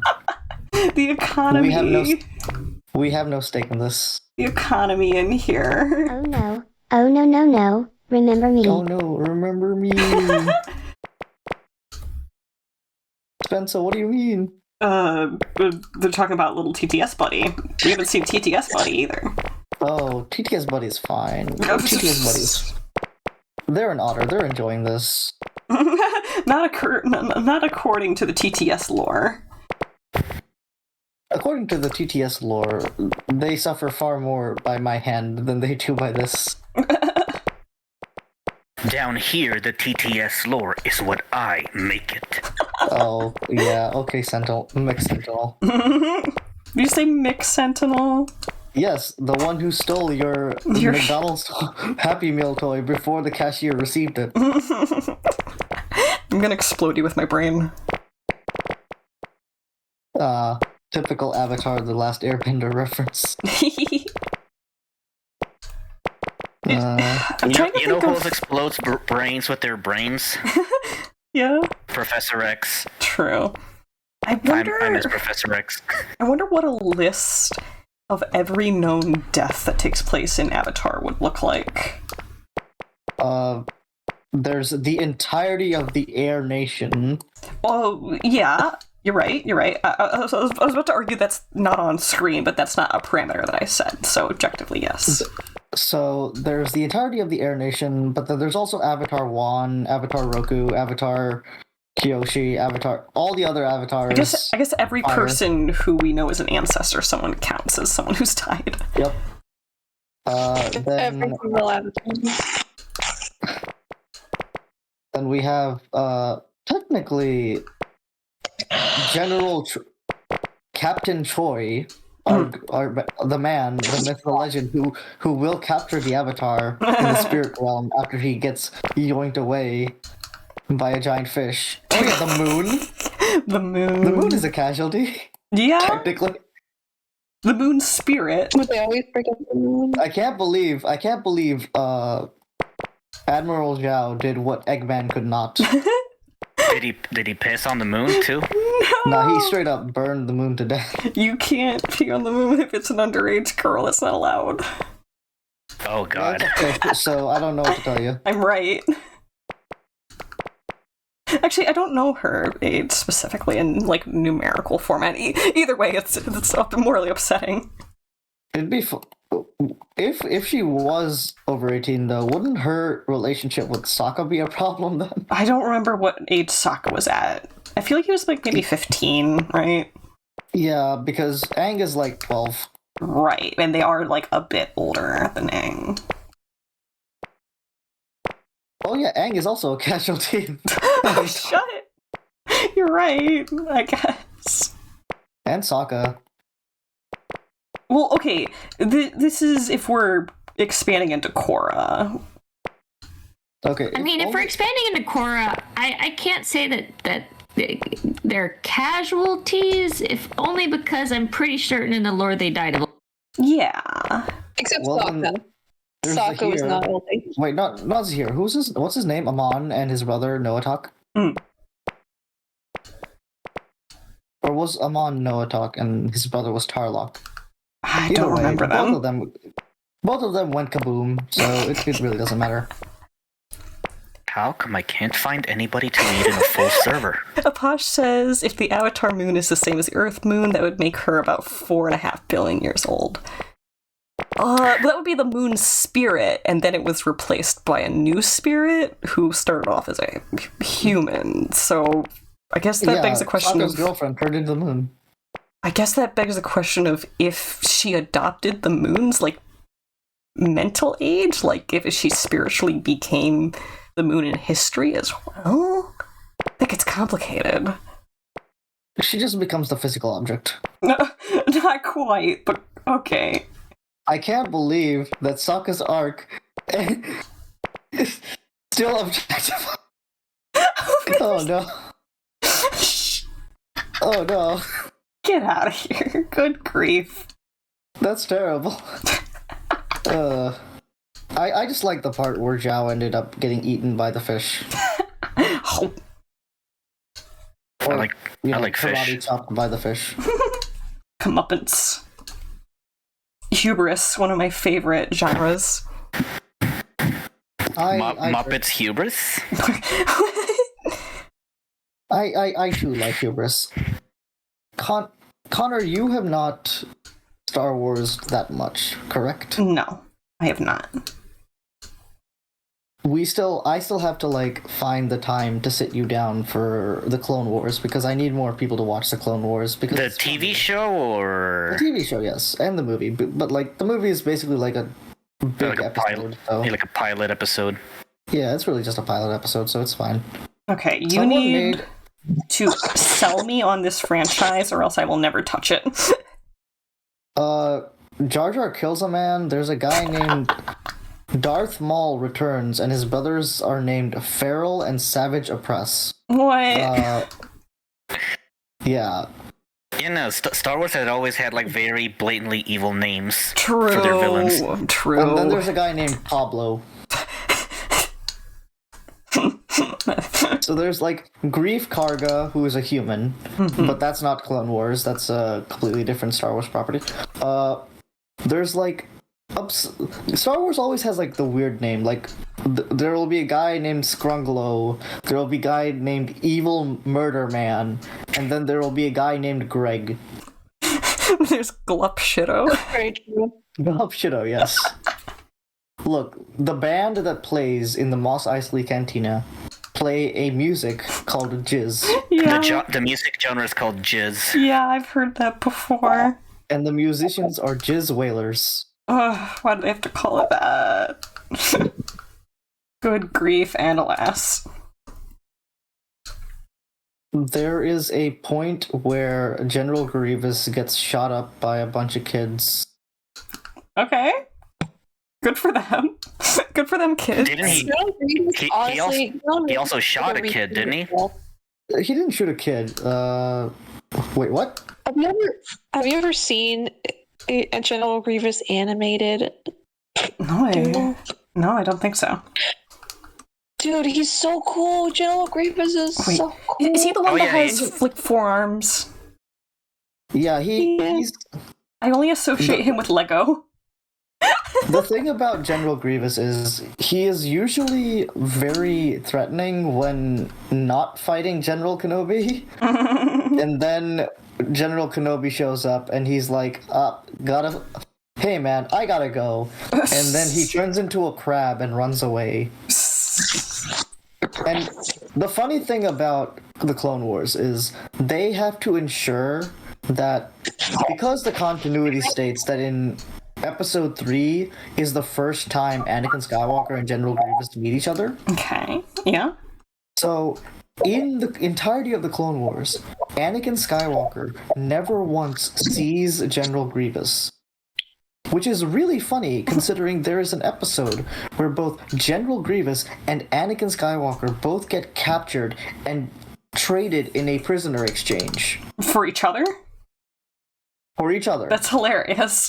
Wait, I love that. Anakin is unconscious for that, which is why he never sees General Grievous. That's in pretty person. funny. That's pretty funny. Also, I do very much enjoy the part where there's this one, like, novice Jedi who's like, I'm gonna kill Grievous, and he immediately gets his ass murdered. Yeah, that's the one I was talking about.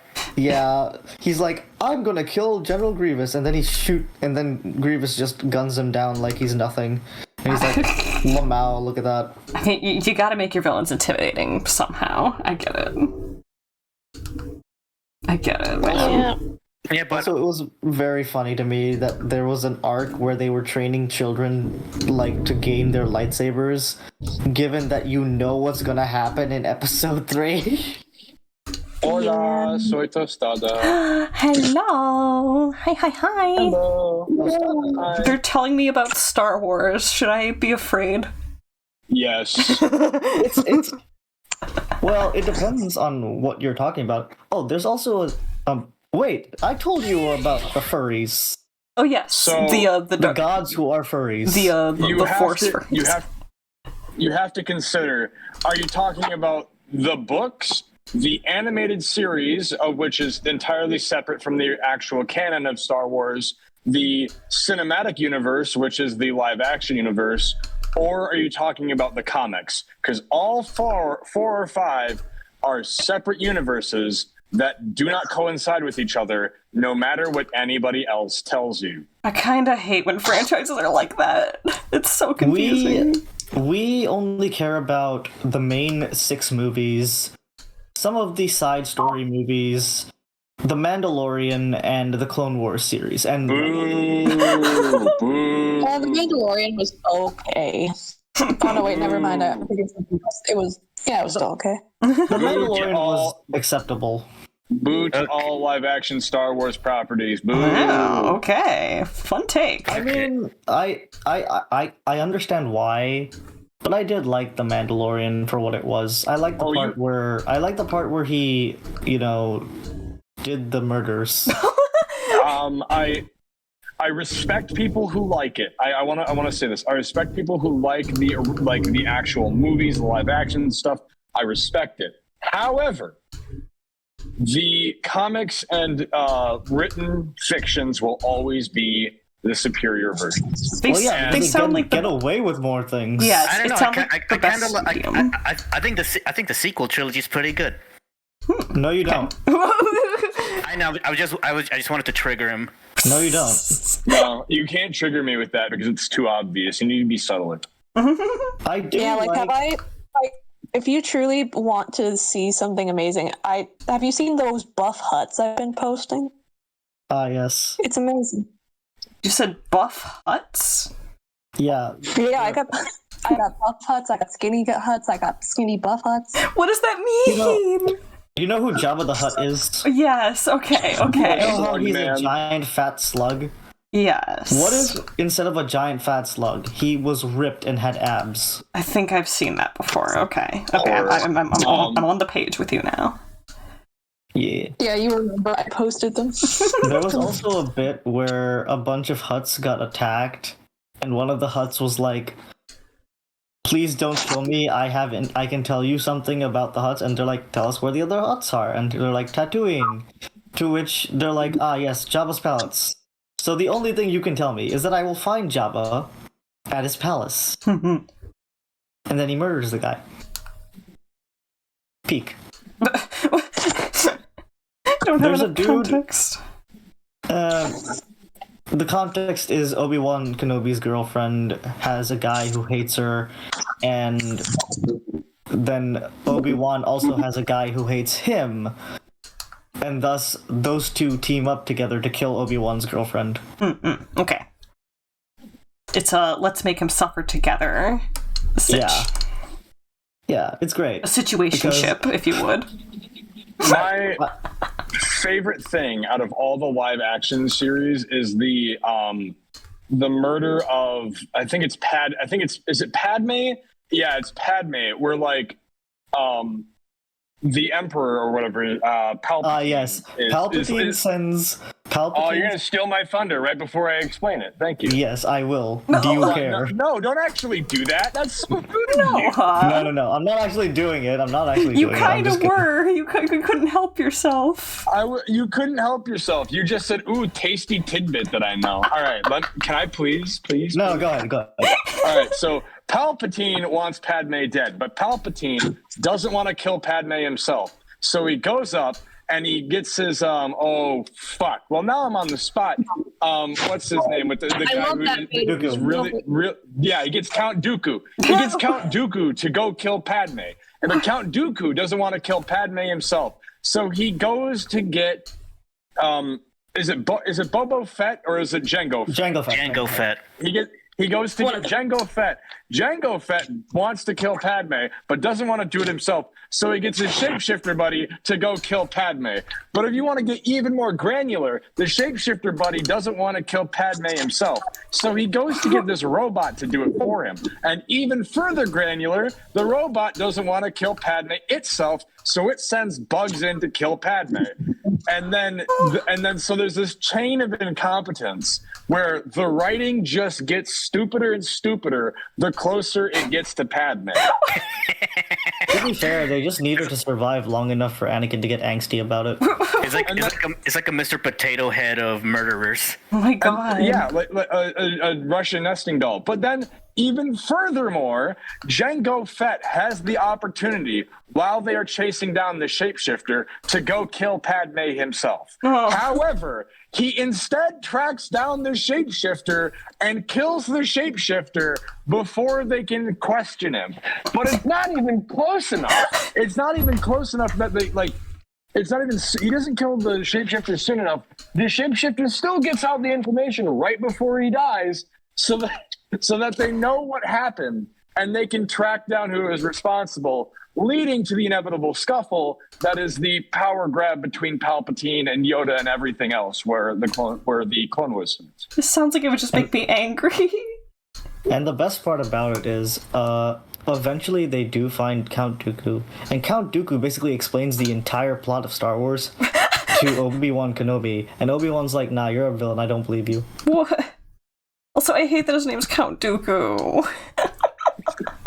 No, you gotta love it. Listen, you learn to love it. It's camp. I counted two. Oh no, the thing is, like, that's not even, well, that's like his action name, but like his villain name, like as a Sith Lord, is Darth Tyrannus. Oh, okay, that's cooler. Which is even funnier. It's even funnier. I am the dark tyranny, and then I laugh in your face because that's a weird thing.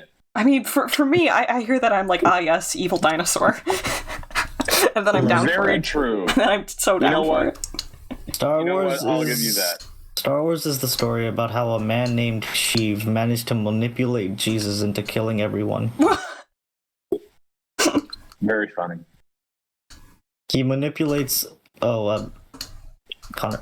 What? Okay, good. You saw it. You saw it, right? So what? The line for the top of the sofa. Oh, out here? I think it's going into the border. Oh no, now I'm leaving it on purpose. Okay, that's no problems. That works. Now I'm leaving it just to bother you. Oh no. Actually do it more. I'm not watching stream, but do whatever you're doing, but more. malicious intent activated. I'm filled not only with malice, but downright mischievous. I'm filled with mischievousness and black tea. I'm filled with muscle hurdy, owie, owie, ouch. Are you okay? Are you just doing like workout stuff recently? I just got done with my workout. I'm headed home. I kind of really love being like muscle sore. It feels good. Hell yeah. All right, I'll see you all soon. I got an hour. I'll be right back. Yeah, take care. Absolutely. No, I personally don't like it. I feel like I'm more susceptible to injury, or not making it back to the car. I generally hate pain. I do not have any form of like, oh yeah, no, pain's kind of good, except for muscle soreness. That I'm kind of like, yeah, this feels a little bit like rewarding. It makes going to bed so good. Feel the burn. It makes going to bed so nice. I can imagine. I mean, I can kind of like pain if it's inflicted by a son Connor. I'm son Connor. You just want birds to bite you. Son Connor. Got it. Specific birds. Oh, son Connor. You know what? For a second, I thought you were gonna say I like pain, but only when it's inflicted by a woman. That's a different kind of thing. We don't hate the game. We don't hate the game. Sometimes we mock the game a little, but we don't hate the game. Yeah. There's also one of my favorite bits to go back to the Clone Wars, because I can't. I can't stop. Non sequiturs are my bread and butter. There is an episode that I really like where the leader of a planet, right, is like, there's a bunch of guys blowing up our moon. We would like you to stop it because clearly it is the enemy in this war. And he brings in the Jedi and a senator. And the whole time he's just the worst, because they eventually find out that it's not the separatist droids or an enemy faction that's destroying our stuff. It is the native inhabitants of this world who are like, who the hell are you? Get off our planet. and stop, like putting military bases on our planet. What a concept. We would like you to not do that. To which our Mr. President man is like, screw you, this planet is our property, it's part of our solar system, we own you. Screw you. And they're like, guys, they are literally a sentient species, please respect that they are that. There are so many of them in this universe that you are, like, sworn to, protect. And given that we are part of the Galactic Council, we have to report this in. Because, they're a sentient species and deserve the appropriate rights of a sentient species. Becoming based. To which our ban is like, no, fuck you. This is my planet, and I get to say what to do with it. To which he's like, nah, we're going to war. We're exterminating these savages. Ugh. And in the process of everyone being like, this is terrible, we can't do anything, the Jedi can't do anything, and the Senator can do something, but she can't, like, outright say no, because he's like, no, you're just a Senator, screw you, you obey me, and he gets the clones to start attacking. The clones are ordered not to necessarily attack them, but simply protect the President. Okay. And in the process, the president gets hit while trying to kill another guy, and he's like, no, I'm dying. I'm angry now. Don't let me die because I fight for our people, And eventually the Jedi come back with the Senator, and on his deathbed, he's like, you're back with reinforcements. Wonderful. Go, kill the savages. To which the Senator's like, yeah, about that. I talked to the the council that rules our planet. They decided you're out of line and you're basically fired. Nice. And that's the last thing the president hears before dying. And I'm like, yes. And then he's like, no, you gotta kill the savages, and then dies. And I am very happy about that because, like, he never gets better, and I don't want him to. I want him to die, like, having his dreams crushed. Yeah. It is very satisfying. It's valuable to have a couple of villains who are inarguably bad and do not get redeemed. I think it is... Yes. Not a lot of media does that right now. Yeah. They keep making them sad babies. They're like, it is I, Catra, the most toxic character. But what if I had a happy ending? The Diamonds in Steven Universe should not have been forgiven ever. The Diamonds in Steven Universe. Listen, man, I'm so happy you have found other She-Ra people who agree Catra should have brought. My people. I have not watched She-Ra. I only know what I've heard.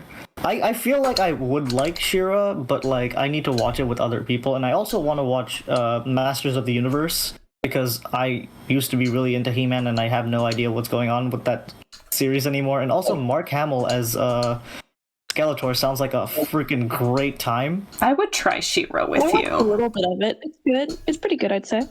Hey, by the way, if you want to watch it with someone else, I would be willing to watch it with you. Yes, I will grab you all into the VC at some point, and we'll watch Masters of the Universe and also She-Ra eventually. The original He-Man, or which one? No, the new Masters of the Universe, where Mark Hamill is apparently Skeletor. And he sounds like if Joker was Skeletor, and I'm like, oh my God.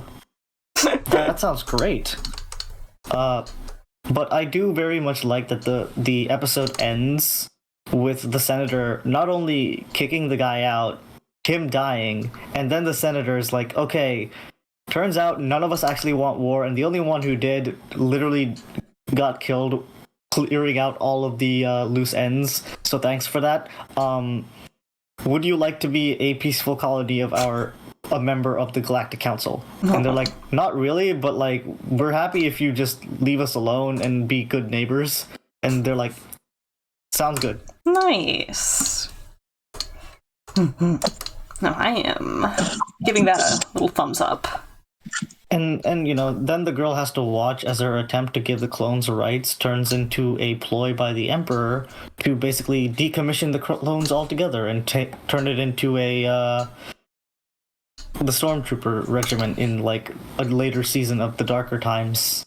Yeah, that tracks. Because when a guy named Sheev overturns the government by making everyone corrupt and then killing all the corrupt people so that he can be on top, it's when you know the outcome, all you can do is feel bad about all the things that are going to happen. Except for that one kid who wanted to be a Jedi who was an asshole. So it's funny to think about the fact that eventually, despite him going, I'm going to use this lightsaber I just made to challenge Obi-Wan Kenobi to a duel and also kill Grievous. Yeah, cool story, bro. You're going to get turned into sashimi by Anakin Skywalker at the end of the Clone Wars. Ooh. Womp womp. They literally have an entire arc where they show a bunch of kids learning to be Jedi, and I'm like, them kids gonna die. They're gonna get turned into corpses. F, bro. There's only one of them that survives, and like only because he had the cool wooden lightsaber. Because he had what? Most of the time lightsabers are made of metal, but one of the Wookiees, who is the Chewbacca race, was like, hey, I see a wooden lightsaber in my hand. So what does that mean? It's like, oh, I have some wood for you. Make a lightsaber out of this wood. And he does make a lightsaber out of the wood. What does that do for him? It's just very cool. Noted. Okay. It's neat that he's like he's a nature loving or a nature attuned Jedi who has a lightsaber made out of wood. Okay. Just for the vibes. Erupting flame. No, because it's coated. The bits that have to be machine bits are machine bits, but like the rest of the handle is made of wood, which is like a special wood that is better at doing the thing of being a lightsaber, I suppose. You know, I kind of feel like the concept of it being better at being a lightsaber is a little reductive because it implies that everyone should be doing it. Oh, no. What I mean is like as far as wood goes. Okay, valid. So like it's not necessarily like a superior lightsaber form. It's just a superior material in terms of wood. Okay. Yeah. Because I was gonna say, otherwise then it's, you just revolutionized the material, not you've made a deeply personal choice that is unique and is just gonna be replicated. It's actually funny because there have been lightsaber designs that are better suited for certain, because like again, alien civilization full of different aliens, so different people need different grips. But there is a specific lightsaber made by our boy Count Dooku that nobody really liked at the time because it was a lot better at being used to fight other people with lightsabers. And the reason they didn't like it is because the Jedi are supposed to be like a monastic order of people doing meditation all the time, and there were no Sith at the time of Dooku's like training. So there'd be no reason. Why are you making a sword that's very good at fighting other people with laser swords? Yeah. When we're the only people with laser swords. That would be like making an anti-tank missile if you're the only country that currently has tanks. Exactly. Like, why are you making an anti-tank missile for a country with only tanks? We're the only ones with tanks. So people didn't like that, but then the Clone Wars happened, and we were like, well, about that. Turns out I'm evil. Womp womp. Who would have seen that coming? Didn't he become evil because of the dismissal of the Jedi Order? Count Dooku turned evil because at some point he saw a lot of corruption in the Republic and was like, wow, no one's really doing anything about this, and the Jedi are too busy being, pacifist about it or, bootlicking about it.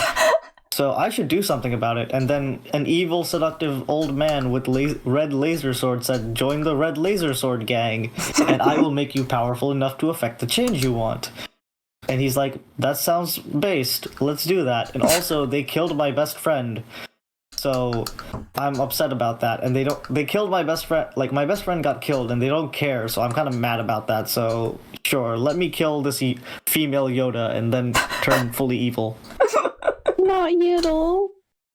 Yaddle got. Is that the actual name? Yeah, I was wondering what happened to Yaddle. Yaddle tried to get Count Dooku to not turn evil, and as his initiation into Team Evil, he had to kill her. Is that why Yaddle only shows up in Phantom Menace? Yep. I didn't even realize that Yaddle was exclusively only in Phantom Menace.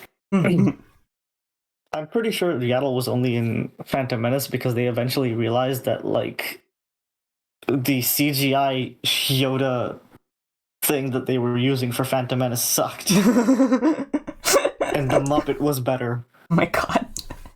Wasn't it the other way around? Nah, They start out as a Muppet and then they CGI'd him over? Yeah, that's the thing. They realized that, like, it was better as a Muppet when the Muppet was more well received than the newfangled CGI render. Practical works. Look, man, everyone loves Muppet Yoda for whacking R2-D2 and trying to steal his flashlight. Everyone's... when I was a kid, for the longest time, I thought R2-D2 meant Arturito. Which in Spanish translates to Little Arthur. That's cute. It could Arturito. It could be though, because like Yoda speak itself is based off of Spanish grammar, so there is influences. I did not even notice that. No. Now that you point that out, but no, it's more so like my cousin, who was like the Star Wars nerd at the time, because it explained all the lore to me. He always kept pronouncing it Arturito. So I was like, okay, so I guess his nombre es Arturito. Until I realized, like, no, it's R2-D2. That's endearing. And I love that they made a robot chicken joke on it, where C-3PO goes to a Spanish class, and then the R2 was also in there, but the Spanish teacher calls him Arturito. Aquí nomás hablamos español. Your cousin was vindicated, or perhaps validated. Mm-hmm. He was ahead of his time.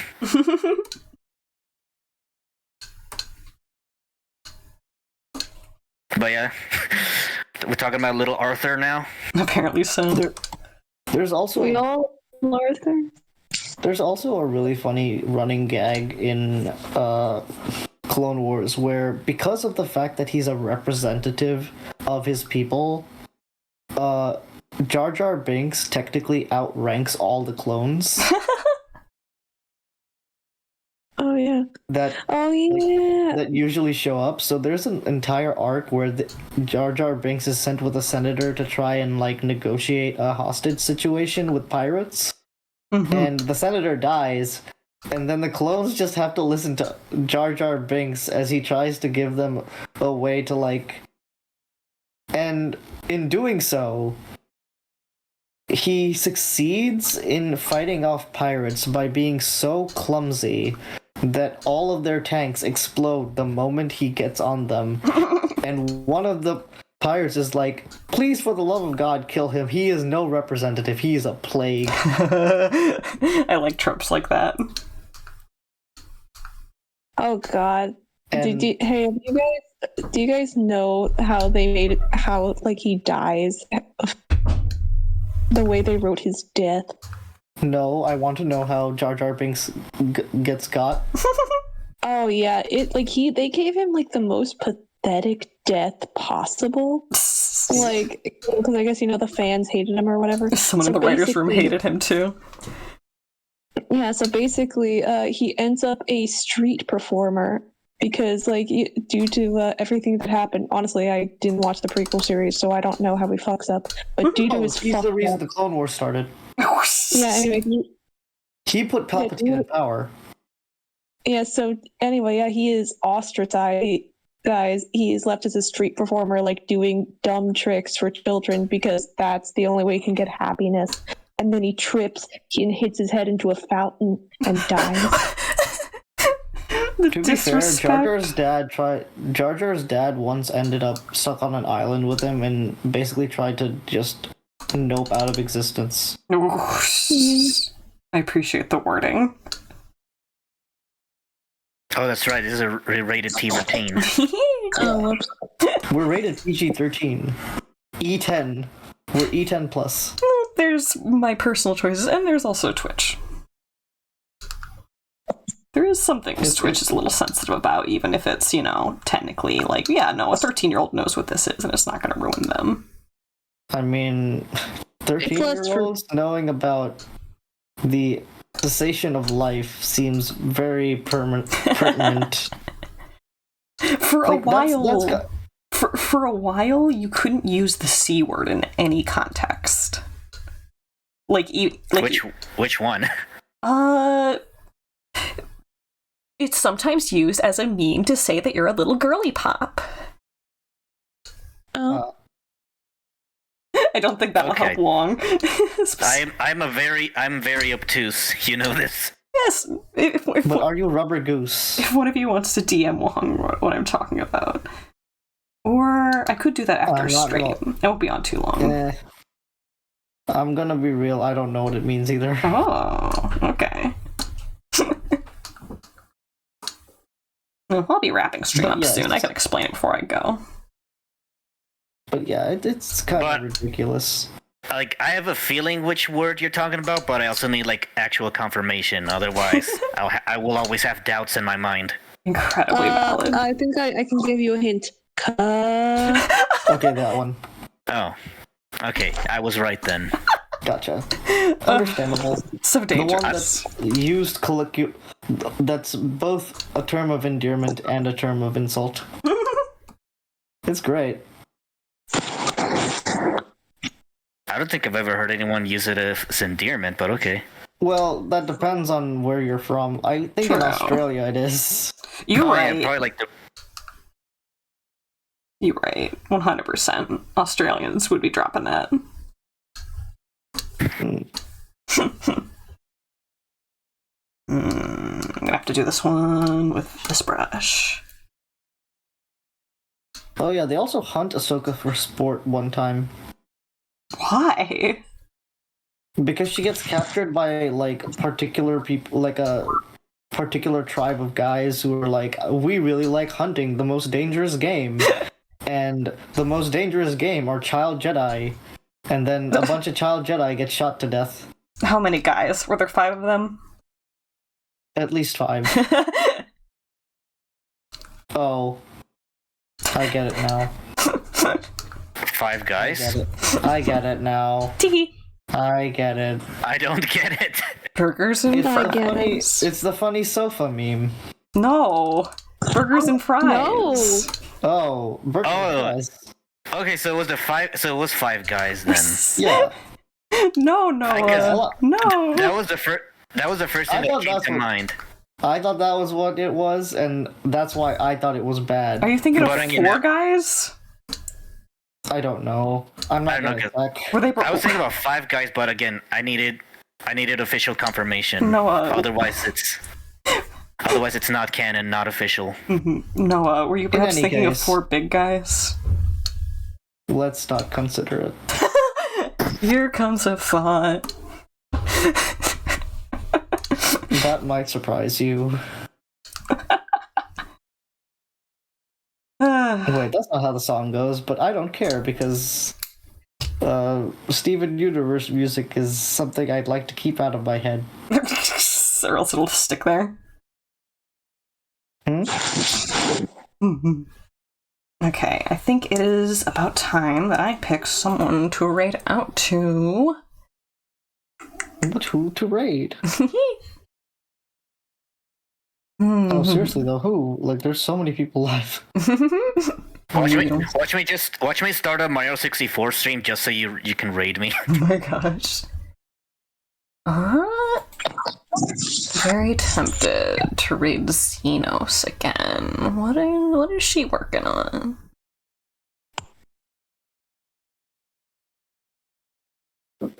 Well, the description says animating and ref sheets, but this looks like illustrative work, but it still rocks. Yeah. Yeah, I know who we're targeting. Yippee. Raid. Oh, but are you gonna eat all the snacks first? Yes. Okay, let's get this done. No. Will you complete the snacks before the timer runs out? Let's find out. It's okay. There's 2 timers and 1 slower than the first. Also, I'm really good at this now. Check it. Gone. No. Smashed. Absolutely destroyed. Much Oh my god. It was so whispery. Vroom. So it is revealed how tiny you guys all were. Okay. So we I'm were sending just little guys all along. We were just little bottom feeders. Oh my god. Feeding on bottoms, if you know what I mean. That's a song. I'm not just being weird. It can be both. True. That could be both. Okay, Xenos. Xenos is a fantastic artist and animator, and she is a pink demonic moth VTuber. Incredibly based. Be good to her. So you're saying... Be good to each other. And most importantly, be good to yourselves. Alright, hitting that raid button. Ta-ta.